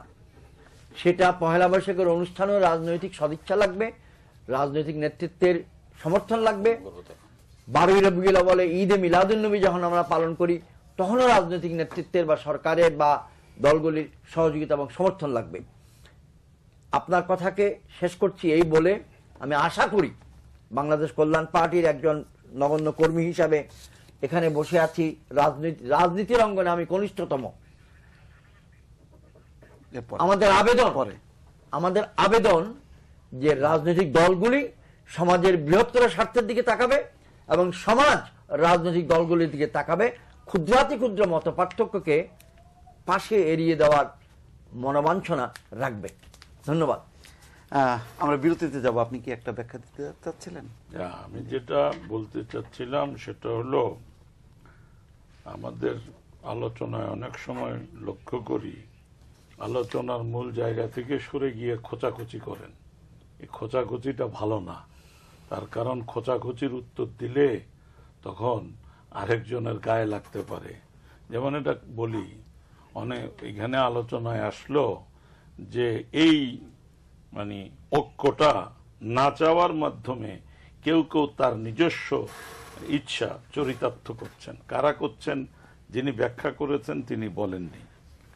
তিনি বলেছেন, তার কথাটাকেই যদি ধরি, তো জাতীয় ঐক্য হয়ে গেছে, কোন ঐক্যের আর প্রয়োজন নেই, কথাটা বলছে শেখ হাসিনা। তাহলে হে কি গুরুত্বহীন হয়ে যাবে? বাসরের নাম মুখে আনতে কি অসুবিধা হয়? শেখ হাসিনাই তো বলছে যে ঐক্য হয়ে গেছে, কোন ঐক্যের দরকার নাই। তো ব্যাখ্যা হচ্ছে যে কেউ কেউ, who are those people I don't know. আচ্ছা, তারপর এই যে কথা আসলো, সেই কথার পরিপ্রেক্ষিতে আমি একটা কথা বলি। আমরা অনেক কথা ভুলে যাই বলে আমরা কিন্তু এখানে কথা বলছি। আমরা ভুলে যাই যে এদেশে ৭৫ বলে একটা ঘটনা ঘটেছিল। ৭৫-এর ইনসিডেন্টটা এদেশে হয়েছিল। জাতির জনক তার পুরো বংশ নিয়ে নির্বংশ হয়েছেন। এদেশে ২১শে আগস্ট হয়েছিল। এগুলো আমরা ভুলে যাই, এবং এই ঘটনাগুলোর পিছনে কারা সম্পর্কিত, কারা বেনিফিশিয়ারি, সেই ব্যাখ্যা কিন্তু হাইকোর্টের দেওয়া আছে, অন্য কথা বাদ দিলাম। এবং আমরা এটাও ভুলে যাই যে ওই ইয়েরা, ওই হুজুররা যখন ওই ঢাকা শহর অবরোধ করলো, তখন কিন্তু জনগণকে হুজুরদের জন্য নেমে যাওয়ার আহ্বান করছে, তারাও আছে। So all this things together, আমি বলছি যে এটা হলো বাস্তবতা। বাস্তবতাটা হলো আপনার দৃষ্টিভঙ্গির সাথে আমার দৃষ্টিভঙ্গির মিল নেই, নাম্বার ওয়ান। দ্বিতীয় কথা, আমার করণীয় যেটা আছে সেই করণীয় কাজ আমরা করার চেষ্টা করছি। জাতি, নট পলিটিক্যাল পার্টিস, নেশন ঐক্যবদ্ধ বলেই, জাতি ঐক্যবদ্ধ বলেই এই ধরনের ঘটনা ঘটার পরেও মানুষের মধ্যে একটা অবস্থান দাঁড়িয়ে যাচ্ছে। হ্যাঁ, গভর্নমেন্ট ফ্যাসিলিটেট করতে পারে, কিন্তু লক্ষ মানুষ এটাকে বিরোধিতা করছে, এটাকে অ্যাকসেপ্টেন্স আছে না, ভয় ভীতি সেটাও কাটিয়ে উঠছে। সো কোয়েশ্চেন হলো, আপনি ঐক্যের ডাক দেবেন আর ঐক্যের নামে আপনি সরকার বিরোধী একটা ঐক্য করবেন, তো সেটা সাথে আমার কি যায় আসে? আপনি করেন, আপনার ক্ষমতা যদি থাকে, ইউ গো ক্যারি অন। এখন তখন আপনি বলবেন যে আমাদেরকে কোনো জায়গা দেওয়া হচ্ছে না, স্কোপ দেওয়া হচ্ছে না। Yes, those are reality. যেহেতু ওই আলোচনায় যান নাই, আমি সেই আলোচনায় যাচ্ছি না, কিন্তু রিয়েলিটি ইজ আপনাকে আরেকটি নির্বাচনের জন্য প্রস্তুতি নিতে হবে। প্রস্তুতি গ্রহণ করেন, সে প্রস্তুতি নিয়ে জনগণের কাছে আসেন। আর আমার অবস্থানটা হলো, আমি অন্যরা কিভাবে বলবে জানি না, আমি খোলামেলা বলছি, আপনার সাথে আমার মতেরও মিল আছে, আপনার সাথে আমার পথেরও মিল আছে, আপনার সাথে আমার ইতিহাসেরও মিল আছে। সো আপনি সেখান করব না। দর্শক, আমরা একটা বিরতি নিয়ে আবার এই আলোচনায় ফিরছি, আমাদের সঙ্গেই থাকুন।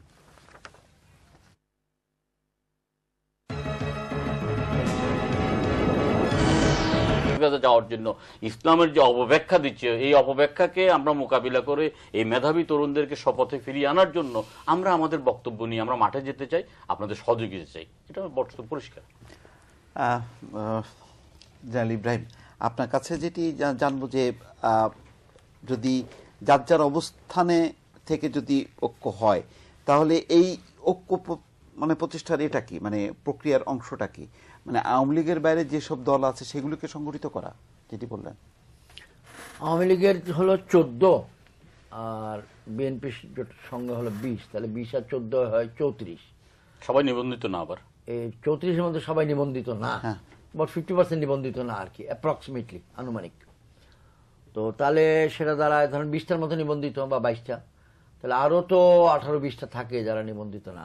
ওনাদেরকে সংগঠিত করাটা, ওনাদেরকে একত্রিত করাটা উদ্যোগটা খারাপ না। না, নিবন্ধিত কেন? সেলিমের বক্তব্য, মানে নিবন্ধিত গুলো কেন, নিবন্ধনটা আসলো না না, অনিবন্ধিত তারা তো এমনি জোটে এখানে তো আছে। নির্বাচনের কোনো অর্থাৎ বিষয়- বৃহত্তর ঐক্যে যারাই জনগণের কোনো না কোনো প্রতিনিধিত্ব করছে, এবং প্রতিনিধিত্বের অনেকগুলো মাপকাঠি আছে। সেখানে যদি জামাত ইসলামও যদি এই জঙ্গিবাদের বিরুদ্ধে কথা বলে, তাহলে তারা বাদ যাবে কেন? কোনটা? মানে জামাত ইসলাম বাদ যাবে কেন? হ্যাঁ, জামাত ইসলামের অবস্থান থেকে, তার চেয়ার থেকে, তার টেবিল থেকে, তার অফিস থেকে তো বলতেই পারেন, আপনি তো মানা করতে পারেন না। না, সে তো জোটে আছে। ওনাদের ব্যক্তিরা কি না না, আপনি আমাকে না, আমি একটু বলতে চাচ্ছি যে মানে আপনি আপনাদের আবার- জোটে কর্মসূচিটা থ্রো করছেন না, কিন্তু জোটের বাইরে এই দলগুলোকে যুক্ত করছেন। আবার কথা উঠছে যে জামাতকে রাখা না রাখার বিষয়টা, মানে জামাতকে না রাখতে চাচ্ছেন না কেন, বা রাখছেন কেন? আপনি প্রশ্নটা প্রথম পর্বে আমাকে যেটা দিয়েছেন আর দ্বিতীয় পর্বে যেটা দিয়েছেন দুটো কিন্তু ভিন্ন। আচ্ছা, দুটো ভিন্ন প্রশ্নই আপনার কাছে থাকলো। তো আপনি প্রথমবার বলছেন যে, আমি প্রথম অংশের উত্তরটাতে বলতে শেষ করি যে জামাত একটি রাজনৈতিক দল, নিবন্ধিত না এখন, কিন্তু সকলেই স্বীকার করছে যে সে একটি রাজনৈতিক দল। এবং আপনি বলছেন যে তারা কেন সন্ত্রাস বিরোধী প্রোগ্রাম দিলে আপনি কি করবেন? তো তারা অবশ্যই দিতে পারে। তারা যখন ক্যান্ডিডেট দিয়েছিল, তারা পার্লামেন্টে নির্বাচিত হয়েছিল, তারা অন্য দলের সঙ্গে পার্লামেন্টে বসে নাই, বসেছে তো। রাস্তাগুলো যতদিন খোলা রাখবেন ততদিন এই রাস্তাগুলো সুব্যবহার, সদ্ব্যবহার হবেই। মানে জোটগতভাবে হবে না কেন? আমার কাছে এটা জোটগত আলাদাভাবে করবে কেন, মানে বিএনপি সহ করবে না কেন? না না না না না, এখানে আমার মনে হচ্ছে একটু ছোট ছোট ভুল বোঝাবুঝি হচ্ছে, অনুমান হচ্ছে, বা এটি সকলে বলা বলি করছে যে যে সকল 20 দলীয় জোটের বাইরে যে সকল দলের কাছে বেগম খালেদা জিয়ার পক্ষ থেকে দাওয়াত দেওয়া হচ্ছে যে আপনারা জাতীয় ঐক্য গঠনে আমাদের সঙ্গে আসুন, কথা বলুন, আমরা বৃহত্তর জোট গড়ে তুলি। উনি তো দাওয়াত দিয়েছেন সকল বাংলাদেশের সকল দলের প্রতি, ইনক্লুডিং আওয়ামী লীগ। তো সেখানে তিনি কিন্তু কাউকে মাইনাস করে দাওয়াতটা দেন নাই। এটা অনুমান করা হচ্ছে যে ওনারা যে নাজমুল হুদা একটা বড় দল করছে, 22 দল, তাকেও দিচ্ছে নাকি? চিঠি তো সবার কাছে যায় নাই, কিন্তু জাতির সামনে তিনি বেগম খালেদা যে বক্তব্য দিয়ে ওখানে আপনিও আছেন, ওখানে তো আপনিও আছেন যে অর্থাৎ এই দাওয়াতটা আপনার জন্যও প্রযোজ্য। তো সেখানে আপনি যে প্রশ্নটা করেছেন, মোস্তফা ফিরোজ বলছিলেন যে মানে জামাত না কেন, মানে জামাত না কেন, এটা তো অনুমিত। এখন আজকে তো আপনাদের জোটের মিটিং এর সিদ্ধান্তটা কি? তাহলে জোটের অবস্থানটা কি? জোটের মিটিং এর সিদ্ধান্ত জানা মির্জা আমাদের কিন্তু না, আমাদের মির্জা ফখরুল ইসলাম আলমগীরের ভাষ্য যেটা হবে ওটাই জোটের সিদ্ধান্ত। আমার ভাষ্যটা জোটের সিদ্ধান্ত না, কারণ আমি এমাজউদ্দিন স্যারের মতো বিব্রতকর অবস্থায় পড়তে চাই না যে 20 দলীয় জোট কি তুমি major general Ibrahim chairman Bangladesh Kalyan পার্টিকে দায়িত্ব দিয়েছে এটা বলার, আমি এটা বলবো না। কিন্তু দলীয়, আপনার দলীয় অবস্থান তো একটা আছে, আমরা তো জোটের ভিতরে আছি, আমাদের সীমাবদ্ধতাও আছে, সুবিধাও আছে, অসুবিধাও আছে, এটা তো মেনে নিতেই হবে। মানে দেখেন, একজন, আপনি কি আমাকে জিহাদি করতে চান, জোটের বিরুদ্ধে বিদ্রোহ করো? একজন আপনি কি আমাকে বিদ্রোহের উস্কানি দিচ্ছেন? আমি 71 সালে করছি, বাদল ভাই আছে এখানে, ফিরোজ ভাই আছে এখানে, শুধু সেলিম তখন পক্ষে সহযোগী ছিলাম। আমি আপনাকে ব্যাখ্যাটা শেষ করে দেই। আচ্ছা ঠিক আছে, সেটা হলো যে কিন্তু আমাকে প্রশ্ন করার সুযোগ দিন। অবশ্যই দিব, আমাকে উত্তরটা শেষ করার সুযোগ দিন। তো সেটা না মানে খালি না, জামাত দিয়ে খালি পেঁচাইতে স্যার কি কয়, এটারই ধর। এটা হলো 17 নম্বর বার, 16 নম্বর বার যে আমি এটা উত্তর দিচ্ছি, এটা অসুবিধা নেই। আমি এটা সুন্দর প্রশ্ন, আমি যেটা বলতে চাচ্ছি সেটা হলো জামাতকে বাদ দিয়ে তো জোট বলতেছে না। বেগম খালেদা জিয়া কি বলেছেন কোথাও যে আমরা জোটের পক্ষ থেকেও যদি কোনো অনুষ্ঠান করি বা কোনো কর্মসূচি নেই ওখানে জামাতকে বাদ দিবে, এটা তো বলেন নাই। লোকে বলছে, মিডিয়া বলছে, রাজনৈতিক নেতৃবৃন্দ বলছেন, ভাষ্যকাররা বলছেন যে যদি জামাত আপনার সঙ্গে থাকে তাহলে আমরা আপনার সঙ্গে যোগ দিব না। এটা তো একটা আলোচনা আকাশে বাতাসে হচ্ছে, কিন্তু চূড়ান্ত একটা রায় জোট নেত্রী বেগম খালেদা জিয়া যতক্ষণ না দিচ্ছেন ততক্ষণ আমি বলার কে, আপনি বলার কে, আমরা তো রায় দিতে পারবো না, আমরা আলোচনা করতে পারবো। কিন্তু আপনারা তো একটা গণতান্ত্রিক রাজনীতিতে বিশ্বাস করেন, সেখানে তো প্রত্যেকটা দল, যেমন এলডিপি তার একটা মতামত দেবে, আপনি আপনার মতামত দেবেন। আমরা তো এখানে কোনো বিএনপির কাউকে আমন্ত্রণ জানাইনি, দুইটা জোটের 2 শরিক আছেন আপনারা। আপনারা আপনাদের অবস্থানটা ক্লিয়ার করছেন না কেন? আপনারা কি চান? আমি তো জোটে গিয়েছি জামাত ইসলামীকে দেখে না, আমি জোটে গিয়েছি না, না। বিএনপি মহাসচিবের দাওয়াতে, যে আমরা নির্দলীয় নিরপেক্ষ তত্ত্বাবধায়ক সরকারের দাবি সংবিধান থেকে যে বাদ এখনকার দেওয়া অবস্থান, হয়েছে জি। সেই দাবি পুনরুদ্ধারের জন্য আমরা আন্দোলন করছি। আপনি কল্যাণ পার্টি আমাদের জোটে আসুন, এটা তো এখন পর্যন্ত বহাল আছে, যদিও আন্দোলন স্থিমিত বা স্থগিত আছে, আন্দোলন সফল হয়েছে বা হয় নাই, এখনকার কিন্তু এই প্রেক্ষাপট- দাবিটার উপরেই তো জোটটা হয়েছিল। এই ঘোষণা 20 দল এখনো দেয় নাই যে 20 দলীয় জোট একটি নির্বাচনী জোট। যদি নির্বাচনী জোট দেয়, আমি নির্বাচনী হিসাব করে বলবো আমি কার সঙ্গে থাকবো, কে কার সঙ্গে থাকবো না, বা আমাকে কে নিবে বা কে নিবে না। আমার এখন থেকে 2.5 বছর আগে ইঞ্জিনিয়ার্স ইনস্টিটিউশনে মুক্তিযুদ্ধ বিষয়ক এক ফাংশনে কাজী ফিরোজ রশিদ ভাই আমাকে দেখাইয়েই বলছিলেন যে আবার যখন নির্বাচন কাছাবে ক্ষমতায় যাওয়ার জন্য ইব্রাহিম ভাই কিন্তু কোন একটা জোটে যাবে। আমি বলছিলাম ফিরোজ ভাই আপনি আমার আগে যাইবেন, তো ফিরোজ ভাই আমার আগে গেছে, আমি পরে পরে যাবো ইনশাল্লাহ। আমি যে এই পার্ট অফ লাইফ। এখন আপনি কোনটা বাকি আছে বলেন? জঙ্গি বিরোধী যে ঐক্যের আলোচনাটা হচ্ছে জোটে এবং জোটের বাইরের দলগুলোকে সম্পৃক্ত করার ক্ষেত্রে, এই ক্ষেত্রে আপনারা পরিষ্কারভাবে জামাতের ব্যাপারে আপনাদের অবস্থানটা কি? ও জামাতের ব্যাপারে আমার অবস্থানটা আপনার এখানে এতক্ষণ সময় নিয়ে বলতে গেলে বাদল ভাই কিছু বলতে সময়টা পাবে না। আজকে হলো গিয়ে আপনার শুক্রবার, গত বুধবার ছিল আপনার 3 তারিখ, তার আগের বুধবার ছিল 27শে জুলাই। অর্থাৎ প্রত্যেক বুধবারে আমি যুগান্তর পত্রিকা মাসে 3-4টা কলাম লিখি, আর এই নয়াদিগন্ত পত্রিকা মাসে 3-4টা কলাম লিখি। তো এই 2 বুধবারে কিন্তু ইচ্ছাকৃতভাবে আমি টাইটেল দিয়েছি আমি ইব্রাহিমের প্রতি এই প্রশ্ন কেন, প্রশ্নটা জামাতকে নিয়ে, ওটা ব্যাখ্যা দিয়েছি 2টো কলামে। ওয়েবসাইটে গিয়ে এটা পড়ে নেবেন, অনেক লম্বা আমার বক্তব্য। সেখানে যে জামাত জোটে থাকবে কি থাকবে না এই শর্তে আমি জোটে যাইনি, অতএব আমি সেটাকে নতুন করে উত্থাপন করতে রাজি না। বাস্তবতা হলেও এই 1971 সালে তিনি আমার শত্রু ছিলেন, তিনি আমাকে পেলে আমাকে মেরে ফেলতেন, আমি পেলে তাকে মেরে ফেলতাম। আমি আশা করি যে এই কারণটির জন্য জামাত বিতর্কিত, যে বিষয় নিয়ে জামাত এত আলোচিত, সেই বিষয়টি জামাত নিজের উদ্যোগে নিজে পরিষ্কার করবেন। পরিষ্কার যদি না করেন উনারই ক্ষতি, আমার না। আমি বিএনপির আহ্বানে গিয়েছি, বিএনপিকে দেখে থাকবো, বিএনপি কাকে নিচ্ছে বা না নিচ্ছে এটা দায় দায়িত্ব উনি নেবেন, কারণ উনি প্রধান শরিক, উনি জোট নেত্রী। ধরেন আপনার দলের যদি পছন্দ না হয় যে জামাতের এখানে অবস্থান থাকুক, সেক্ষেত্রে আপনি কি করবেন? আমার দলের পছন্দ এই জোট এটার বিপরীতে, সেটা যখন জোট নেত্রী জিজ্ঞেস করবেন যে অমুকের জন্য হচ্ছে না বা অমুকের জন্য হচ্ছে না বা অমুকের জন্য হচ্ছে, আপনি কি বলেন, আমি ওনাকে এটা উত্তর দিব, নিশ্চয়ই দিব। অনেক টেকনিক্যাল। বাদল ভাই আপনার কাছে টেকনিক্যাল ব্যাখ্যা দিয়ে দেই। এখন থেকে 12 দিন আগে পরপর 2 সন্ধ্যা গেছিলাম কিন্তু টক শোতে, তো মাননীয় মন্ত্রী শাহজাহান খান 2টাতে ছিলেন। ঘটনাক্রমে আমি আর মাননীয় মন্ত্রী শাহজাহান খান ছিলাম আর কি। তো উনার থেকে একটা কথা শিখছি, মানে এটা আগের থেকেই জানতাম, ওই দিন খুব ভালো করে শিখছি। রাজনীতি হলো কৌশল, কৌশলের অংশ হিসাবে এই সরকার জামাতকে নিষিদ্ধ করবে না, যদি কোনোদিন করে ওটাও কৌশলের অংশই হবে। সেই কৌশলের খেলায় বিএনপি আগাইলো না পিছাইলো এটার দায় দায়িত্ব বিএনপি এবং 20 দলীয় জোটের, 14 দলীয় জোট আগাইলো না পিছাইলো এটার দায় দায়িত্ব 14 দলীয় জোটের। সুতরাং রাজনীতিতে যদি কৌশলটা প্রধান অস্ত্র হয়, প্রত্যেকেই সেই কৌশলটাই অবলম্বন করবে, এবং সেই কৌশলটা অবলম্বন করতে গিয়ে কেউ জাতীয় স্বার্থকে বিসর্জন দিচ্ছে কিনা এটা একটি প্রশ্ন। রাজনীতি যেমন কৌশলের রাজনীতি তেমন আদর্শেরও। আদর্শের বিপরীতে যদি কখনো কৌশল কখনো কাজ করে কিনা, আমি ইব্রাহিম আদর্শকে পছন্দ করবো, মঈনুদ্দিন খান বাদল ভাই আদর্শকে পছন্দ করবে, সবাই তো আদর্শকে নাও করে থাকতে পারেন। অন্তত আমার রাজনৈতিক জীবন 8 বছর হতে পারে, যদি ব্যক্তি ইব্রাহিমের সচেতন জীবন তো 8 বছর না, তাহলে অনেক কিছু দেখে আসছি। তো জি বাদল ভাই আপনার কাছে এই পর্যায়ে জানতে চাচ্ছি যে আমরা যে রাজনীতিকদের যে ক্লিপগুলি দেখালাম তাতে সর্বশেষ কাদের সিদ্দিকের একটি কথা আছে, তিনি দেখাও করেছেন এবং একই সঙ্গে বলেছেন যে জামাতের সাথে আমি রাজনীতি করব না। এই অবস্থানের মধ্য দিয়ে আপনি কি মনে হচ্ছে যে আসলে কি দাঁড়াচ্ছে কি ঐক্যের অবস্থানটা? আমি তো প্রথমেই আপনাকে বলেছি, এই যে ঐক্য যে সমস্ত কথা হচ্ছে, দিস আর মিসনোমার, আমাদের কাছে এটার কোনো গুরুত্ব নেই। এক, আমরা 14 দলীয় ঐক্য একটা আছে, সেই ঐক্যটিকে আমরা আরো বড় করার চেষ্টা করছি। ওই যে আপনি বলছেন আপনারা কি কথাবার্তা বলছেন, আমরা বলছি, নানা জনের সাথে কথাবার্তা বলছি, এটা একটা দিক। এবং আমাদের এই জায়গায় পরিষ্কার কথা হলো যে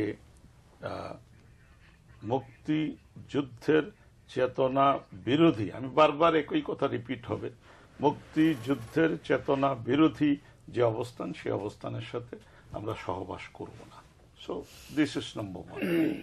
কিন্তু বলা হচ্ছিল যে বিএনপি যদি জামাতকে ছেড়ে দেয় তাহলে ঐক্য হতে পারে। প্রথম কথা হলো এই কথাগুলো যারা বলেছেন, যিনি বলেছেন, এগুলো অতি কথন। আমাদের এগুলো দোষ আছে, মনের মাধুরী মিশিয়ে অনেক কথা বলে ফেলি। আমি ওইভাবে পলিটিক্স বুঝবেন কেন? পলিটিক্স খুব সিম্পল ওয়েতে বুঝেন। দেন আমার কথাটা অনেকের খারাপ লাগতে পারে, কিন্তু পরে গিয়ে বুঝতে পারবেন যে আমি কথাটা সঠিক বলছি। আমি বহুবার পার্লামেন্টে বলেছি যে the laws of contradiction, it is also a science. এটাও বিজ্ঞান। If the contradiction is antagonistic, তাহলে কি হবে? বলছে যে একটা সার্ভাইভ করবে আর একটা নিশ্চিহ্ন হয়ে যাবে, মার্জিনালাইজড হয়ে যাবে, অস্তিত্বহীন হয়ে যাবে। If the contradiction is non-antagonistic, তাহলে কি হবে? কিছুটুক ছাড়িয়া, কিছুটুক ধরিয়া, কিছুটুক রাখিয়া আবার আপনি একমত হন। আপনার স্ত্রীর সাথে আপনি সকালে বিতর্ক করেন, বিকেলে এগ্রিমেন্টই করেন। This is non antagonistic. কিন্তু অ্যান্টাগনিজম যদি ডেভেলপ করে, অ্যান্টাগনিজমের সায়েন্স বলছে একজনের উত্থান হবে, একজনের পতন হবে। এবং সেখানে আমি বলেছিলাম যে, পার্লামেন্টে বলেছিলাম যে আপনি বিএনপি, আপনি এই অ্যান্টাগনিজমটাকে ভালোই বুঝেছেন, বুঝেন নাই তা নয়, আপনি চেষ্টাও করেছেন। আপনি 75-এ আপনার যারা প্রেডিসেসর 75-এ অ্যান্টাগনিজম ভালো বুঝছেন বলেই তো নির্বংশ করে ফেলতে চাইছেন। আপনি ভালো বুঝছেন বলে 21 তারিখ একটা দলের উপরে, এই যে here is one major general, 2 star general, একটা দুইটা না 12টা গ্রেনেড মারছেন, 12টা গ্রেনেড মারছেন। সো দ্য কোয়েশ্চেন ইজ, ওই ক্ষেত্রে দলও নির্বংশ করে ফেলতে চেয়েছেন। সো আপনি কন্ট্রাডিকশনকে ঠিক মতো বুঝেছেন, আপনি ওয়াইপ আউট করে ফেলতে চেয়েছেন। নাও দ্য কোয়েশ্চেন ইজ, অপর পক্ষের জন্য তাহলে কি সত্য? অপর পক্ষ যেটা করছে রাইট এট দ্য মোমেন্ট, যেটা করছে অপর পক্ষ, আপনি 75 পরবর্তীকালে যে ইতিহাস ঘুরিয়ে দেওয়ার চেষ্টা করেছেন, অপর পক্ষ এখন ইতিহাসটাকে আবার তার ট্র্যাকে ফেরত নেওয়ার চেষ্টা করছে। সেক্ষেত্রে কি হবে? সেক্ষেত্রে হলো আপনি সতর্ক না হলে, আপনি বুদ্ধিমত্তার সাথে খেলতে না পারলে, আপনি আউটউইটেড হলে, রাজনীতিতে বুদ্ধিহীনের আচরণ করলে আপনার দলের অস্তিত্ব থাকিবে না। আপনার, আমার কথাটা নিষ্ঠুর মনে হতে পারে, দিস ইজ দ্য রিয়েলিটি, থাকিবে না। যেমন আমি একটা ছোট্ট এক্সাম্পল বলি। বলা হচ্ছে যে বিশাল দল, কি বিশাল দল? অনেকে ঠাট্টা করে, তো বিশাল দল আমরা করে আসছি, তো জাতীয় সমাজতান্ত্রিক দল এই দেশের বিগেস্ট অপোজিশন পার্টি ছিল। সুতরাং ওই বিশাল দল রাজনীতির পদক্ষেপে ভুল করলে কোথায় আসে? তো এই পদক্ষেপে আমরা নিশ্চয়ই ত্রুটি ছিল, তা না হলে আমি আবার আপনার বাঁকা উক্তি হজম করবো কি জন্য? আমি সাথে সাথে এটা উত্তর দিতাম, বাঁকা উক্তি আমরা বুঝি। সো রিয়েলিটি হলো আমাদেরকে দেখে শিখা উচিত, এক্স্যাক্টলি আমাদেরকে দেখে শিখা উচিত। আপনি অফ দ্য ট্র্যাকে গেছেন, you are out of it. যেমন আমি এখন কথাটা শেষ করি এভাবে বলে, আপনি বিএনপি, আপনার চিহ্নিত নেতা আছে, তো আপনার চিহ্নিত নেতা আছে, আপনি সার্ভাইভ করতে চাচ্ছেন, আপনি সার্ভাইভ করতে চাচ্ছেন, আপনি বিশ্বকে বুঝাচ্ছেন গণতন্ত্র নাই, আমি চিৎকার করতে পারি না, আমি কথা বলতে পারি না, আমি সংঘবদ্ধ হতে পারি না, পুলিশে লাঠির বাড়ি মারে। আমি পাল্টা জিজ্ঞেস করব, কোন আমলে চুমা খাইছে পুলিশ? আপনাদের আমলে কি করছে? এগুলো নতুন কথা না, আমরা এইগুলোর মোকাবেলা করেই রাজনীতি করেছি। নমুনা দেখাই, আপনার লন্ডনে যিনি বসে আছেন, উত্তরাধিকার সূত্রের নেতা হয়ে গেছেন, আপনার দল অত্যাচারিত হয়ে আপনাদের মতে কেস মামলা খেয়ে দলের মাজা ভেঙে যাইতেছে, আপনার দলের নেতা লন্ডন বসে আছেন। Have the guts, come tomorrow, কালকে আসেন আপনি, দেখি আপনি ডিক্লারেশন দেন, I am coming to my country, come what may, you want to kill me, kill me in the airport. উদাহরণ নাই পৃথিবীতে? একুইনো যখন লস এঞ্জেলেস থেকে প্লেনে উঠছে, তখন একুইনোকে বলা হয়েছে, মিস্টার একুইনো, তুমি ম্যানিলাতে নামলে তোমাকে গুলি করা হবে। একুইনোর উত্তর ছিল, সো বি ইট, অন্তত দেশের মাটিতে মারা যাব। তাই ঘটেছে। সো ওই খালি বাপের উত্তরাধিকার নিয়ে ওই রাজনীতি চলবে না। হ্যাডাম চাটগেয়া তিনজন তো এই জন্য বলতেছে হ্যাডাম, মানে ক্ষমতা থাকলে ক্ষমতাটা দেখান, খালি স্পুন ফিডিং করে মানে আপনি চলবেন তো দেখান না। আপনি আসেন না, কালকে আসেন বাংলাদেশে, face it with your workers. কি হবে? বেশির বেশি হবে, মারা যাবেন। মানুষ তো সেটা দিয়েও হয়। ওইভাবে আপনার অনুষ্ঠানে না, আমি ওই এক অনুষ্ঠানে না, তাহলে যে কৌশলের কথা বলছেন আমি আসছি, জেনারেল ইব্রাহিম, ওই যে আপনি উত্তর দিয়েছেন সেটা সবটাই কৌশল না, সবটাই জীবনে কৌশল না। You have to have that guts. কিছুটুকু আদর্শের প্রশ্ন আছে, সেই আদর্শ ছাড়া অতিরিক্ত কৌশল করতে গেলে বানরের জীবন যাপন করতে হবে। You have to jump from one branch to another branch, এইভাবে করতে হবে। ওইভাবে জাতিকে লিড করা যায় না। একটা ছোট উদাহরণ দিই, যেটা দায় দায়িত্ব নিয়ে বলেছি, গালিও শোনাচ্ছি। ওই যে ভোটের আগে বালু ট্রাক দেওয়া হলো, আমারে বোধহয় এটিএন প্রণব শাহ নিয়ে গেছে তার অনুষ্ঠানে। ভোট 5 তারিখ, তার আগে বোধহয় 3 তারিখ কি 4 তারিখ, খুব উত্তেজিত ভাবে বললো এইভাবে যে চতুর্দিকে বালুর ট্রাক, আপনি কি মনে করেন? আমি কি মনে করব? আমি তো মনে করি এই বালুর ট্রাক বিপদ ঘটাই দিতে পারে। বলে কি বাদল ভাই, ওনাকে বাইর হতে দিচ্ছে না, ইয়ে করতে দিচ্ছে না, আপনি কোন হাসতে হাসতে বালুর ট্রাক। আমি কই বেগম জিয়ার কানে কানে যায় যদি কেউ বলে, আমি তো টেলিভিশনে বলতেছি, এটাও যদি উনি শুনেন, উনি যদি হাসরাইয়া পাসরাইয়া বুঝেন, মানে কষ্ট করে যদি বালুর ট্রাকে একবার উঠতে পারেন, সারা দেশের সমস্ত টেলিভিশন চ্যানেল উনার মুখের উপরে ওইটা দাঁড়ায় খালি বলবে, দেখেন গণতন্ত্র চেয়েছিলাম বলে বালুর ট্রাক দিয়ে আমাকে আবদ্ধ করা হয়েছে, তারপরেও এই জাতির গণতন্ত্রের স্বার্থে আমি নির্বাচনে যাব। অবস্থাটা কি দাঁড়াইতো সেটা দেখতেন। তো আপনি আপনার বোকামি, আপনার ভীরুতা, আপনার কাপুরুষতার জন্য পুরো একটা দলকে মার খাওয়াচ্ছেন সকাল বিকাল। তো হোয়াট এলস? রাজনীতিতে ইফ ইউ আর পলিটিক্যালি আউটউইটেড, আপনারা কোনো কেউ উদ্ধার করতে পারবে না, কেউ উদ্ধার করতে পারবে না। This is what is politics. Last কথা বলি, এটাও প্রত্যেকের মনে রাখতে হবে। বিশাল দল ছিল না ভাই মুসলিম লীগ, আমরা ভুলে যাই মুসলিম লীগ ওয়াজ এ ভেরি বিগ পার্টি। তো কি হইল মুসলিম লীগ? পার্টিটা যখন রিডান্ডেন্ট হয়ে যায়, সোসাইটিতে যদি ওই পার্টিটার কোনো প্রয়োজনীয়তা না থাকে, মাথার মধ্যে খালি ক্যাপ লাগাইলে মুসলিম লীগ থাকবে না, চলে গেছে Muslim League. So the question is, BNP তার কার্যকারিতা সমাজে যদি রাখতে না পারে, কিন্তু আমরা যদি তার বিপরীতে ক্ষমতার দম্ভ অহংকার বড়াই, সেটারও তো পতন হয়। এখন সেটার উত্তর আপনার কাছে খুব সহজ। সেটার উত্তরও বলেছি, পার্লামেন্টে বলেছি, এখানে বলছি না আমি যে আমাদের মধ্যে ডেসপোটিক টেন্ডেন্সি আছে, বলেছি, এখনো বলছি। হ্যাঁ, দম্ভের তো পতন হয়, দম্ভের পতন হবে না কেন? তাহলে আপনি বসে থাকেন, আল্লাহর কাছে বলতে থাকেন, বিচার দেন প্রত্যেকদিন দম্ভের যাতে পতন হয়। আল্লাহ দাম্ভিককে পছন্দ করে না, এটাও তো একটা পথ হইতে পারে। তাহলে কি আমরা সেলিম ভাই বলতে পারি যে রাজনীতিতে কি একটা নিশ্চিহ্নকরণের একটা ধারাটাই এখন এখন কথা হলো যে বাদল ভাই নিশ্চিত, বাদল ভাই সহি সালামতে বাসায় ফিরতে পারবেন। আমি নিশ্চিত নই, আমি সব কথা বলতে পারবো না। বাদল ভাই যখন কথা বলছেন, বাদল ভাইয়ের কণ্ঠে রাষ্ট্রীয় শক্তি আছে, আমার কণ্ঠে রাষ্ট্রীয় শক্তি নাই। একদম ঠিক বলছে। কিন্তু বাদল ভাইয়ের উত্তর আবার সৈয়দ আশরাফুল ইসলাম দিয়েছেন, আমি ওই লাইনে যেতে চাই না। ৭৫ সালে বিএনপি নামক কোনো রাজনৈতিক দল ছিল না। ৭৫-এর এই প্রেক্ষাপট কারা তৈরি করেছে, উনিও বারবার বলেছেন যে এটি হচ্ছে একটা অমীমাংসিত প্রশ্ন, প্যান্ডোরার বাক্স উনিও খুলতে চায়। কার কি ভূমিকা ছিল ৭৫ সনের 15ই আগস্টে, তার আগে পরে 7ই নভেম্বরে, আমরা কেউ ভুলে যাইনি। কার কি ভূমিকা ছিল ভুলে যায়নি। এখন ব্যাপার হলো কি, মুদ্রার এই পিঠ আছে ওই পিঠও আছে, দম্ভ আছে আবার দম্ভের পতনও আছে, জনগণ আছে আবার জনগণ সরেও যেতে পারে, এটা কোনো কিছু নেই। আমি যেই জায়গায় আমি আপনার আলোচনাটা নিতে চাচ্ছি সেটা হলো যে এই যে জঙ্গিবাদের উত্থানটা, আমাদের এই রাজনৈতিকহীনতা, গণতন্ত্রহীনতার সুযোগ, আমরা বারবার একটা কথা বলে যাচ্ছি কয়েক বছর যাবত যে গণতন্ত্রের পরিবেশহীনতার মধ্যে জঙ্গিবাদের উত্থান হতে পারে, হয়েছে তাই। একটি ঘটনা আমাদেরকে অসম্ভব একটা আতঙ্কিত করেছে। আপনি দেখুন, গুলশানের সমস্ত রেস্টুরেন্টগুলো বন্ধ, হাজার হাজার লোক এটার সাথে জড়িত, বিদেশে বায়াররা এখনো মুখ ফিরিয়ে নিচ্ছে, শপিং মল বন্ধ, আমার সন্তান স্কুলে যেতে পারছে না। আপনি কিভাবে এখান থেকে বেরিয়ে আসবেন? আপনি তরুণদের সামনে স্বপ্ন দেখাতে হবে। 70 দশকে আমাদের সামনে স্বপ্ন ছিল, ওনারাও স্বপ্ন দেখিয়েছেন, শ্রেণী সংগ্রামকে ত্বরান্বিত করে সামাজিক বিপ্লবের মাধ্যমে বৈজ্ঞানিক সমস্ততা কায়েম করতে হবে।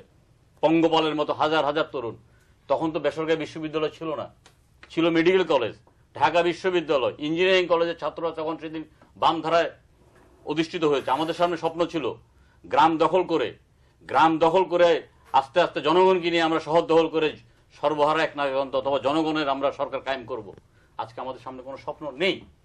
কেন স্বপ্ন এটা বুঝতে হবে। রাজনৈতিক দুর্বৃত্তায়নের একটি প্রশ্নে ছাত্র রাজনীতি আছে কুলসিত, মেধাবী ছাত্র রাজনীতি করছে না। রাজনীতিতে আজকে যে যেখানে পারছে জেকে বসছে, উত্তরাধিকার সূত্রে আজকে রাজনীতি চলছে। আজকে একজন যখন মেম্বার অফ পার্লামেন্ট হয় তিনি 10 বার পর্যন্ত হতে পারবেন, কোনো সমস্যা নাই।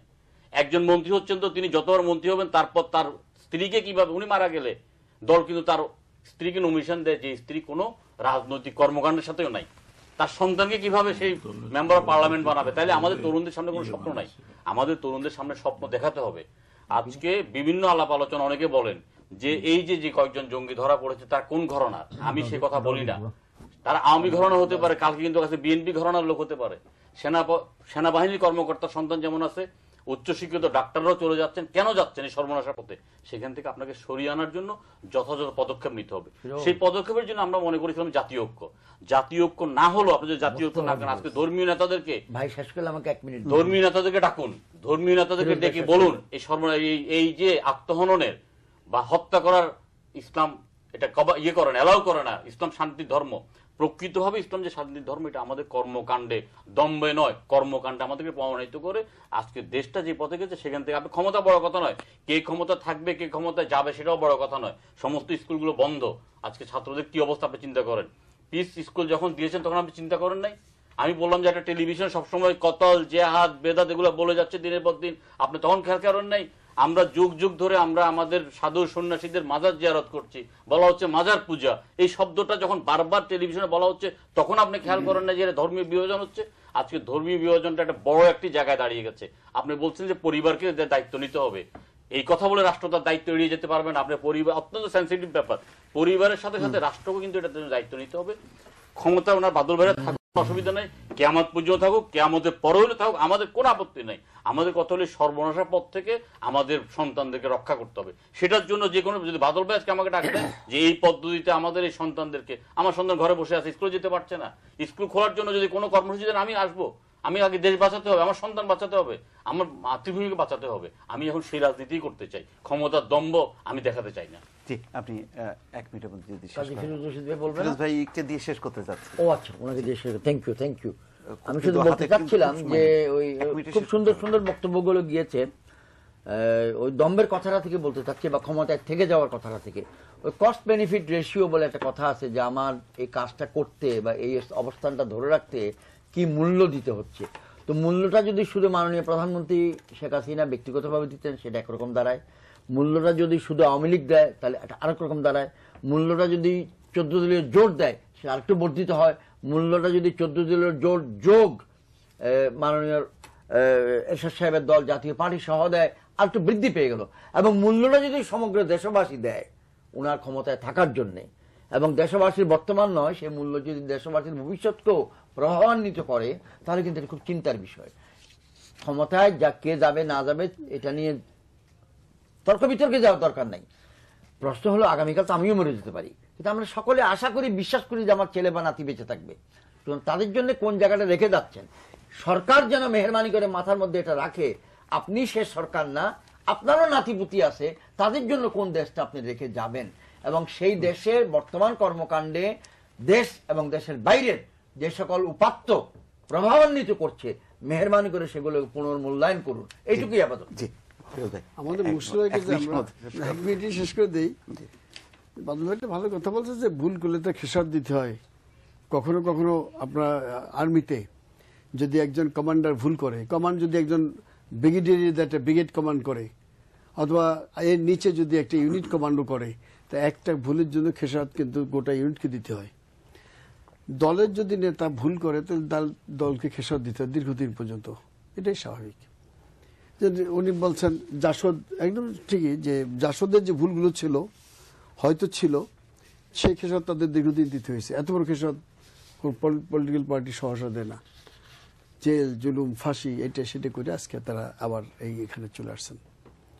তো বিএনপি আমাদের হিসাবে যে ভুলটা 2014 সালে ইলেকশন বর্জন করেছে, তাই খেসারত এখন তারা দিচ্ছে। এটা খুবই সোজা সাপটা কথা, এর মধ্যে কোনো ডাক নেই। আর আপনি এই শুধু ঐক্য, এই ঐক্য তো আমার কাছে মনে হচ্ছে যে এটা কোনো জঙ্গি বিরোধী ঐক্য হচ্ছে না এখন আর। এই ঐক্য হচ্ছে একটা মানে নির্বাচনী ঐক্যর দিকে যাচ্ছে। এখন যত আপনাদের ডাকতেছে দিতেছে, তো এতে একটা নির্বাচনী ঐক্য হচ্ছে, ওনারাও করতেছে, আর সরকার তো 14 দল আছে, তাদের নির্বাচনী ঐক্য 14 দল, তাই নিয়ে তারা কথা বলতেছেন। না হলে জঙ্গি বিরোধী ঐক্য হইলে এত চেঁচামেচি ঐক্যের জন্য হবে কেন? এলে একটা এই ঐক্যের দিকে মানুষের তাকাই নাই। মানুষ এখন দেশে শান্তি চায়।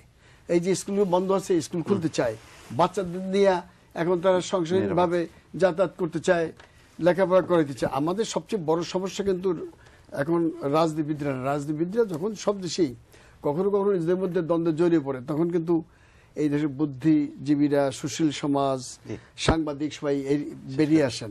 কিন্তু আমাদের সবচেয়ে দুর্ভাগ্য কি জানেন? এই দেশে কেউ নিরপেক্ষ না। সাংবাদিকরা 2 ভাগে ভাগ হয়ে গেছে, বুদ্ধিজীবীরা 2 ভাগে ভাগ হয়ে গেছে, সুশীলরা 2 ভাগে ভাগ হয়ে গেছে। অতএব নিরপেক্ষ মতামত কার কাছ থেকে আর পাওয়া যাবে না। অতএব যার যার অবস্থান লাইনে শেষে চলবে, এটি হবে। ধন্যবাদ কাজী ফিরোজ রশিদ, মনিউদ্দিন খান বাদল এমপি, মেজর জেনারেল অবসরপ্রাপ্ত সৈয়দ মোহাম্মদ ইব্রাহিম বীর প্রতীক এবং সাদাত হোসেন সেলিম, এবং ধন্যবাদ বঙ্গবন্ধু হল ডিবেটিং ক্লাবের শিক্ষার্থীরা, অনেক রাত পর্যন্ত তারা আমাদের সঙ্গে ছিলেন এবং আছেন।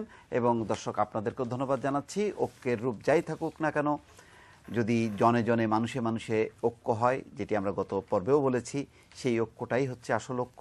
আর সেই ঐক্যের এই মুহূর্তের সবচেয়ে বড় বিপদ জঙ্গিবাদ বিরোধী একটি চেতনা জাগ্রত করা। সেই চেতনাটা ব্যক্তি হিসাবেও যেমন করা সম্ভব, গোষ্ঠী হিসাবে, ক্ষুদ্র গ্রুপ হিসাবে, দল হিসেবে তো বটেই। সুতরাং জাতীয় ঐক্য, জাতীয় প্ল্যাটফর্ম কি হবে না হবে, তার চেয়ে বড় কথা হলো এই মহাবিপদ থেকে রক্ষার জন্য সবাই যার যার অবস্থান থেকে লড়াই করা। এই আহ্বান জানিয়ে শেষ করছি। ভালো থাকুন, সুস্থ থাকুন সবাই।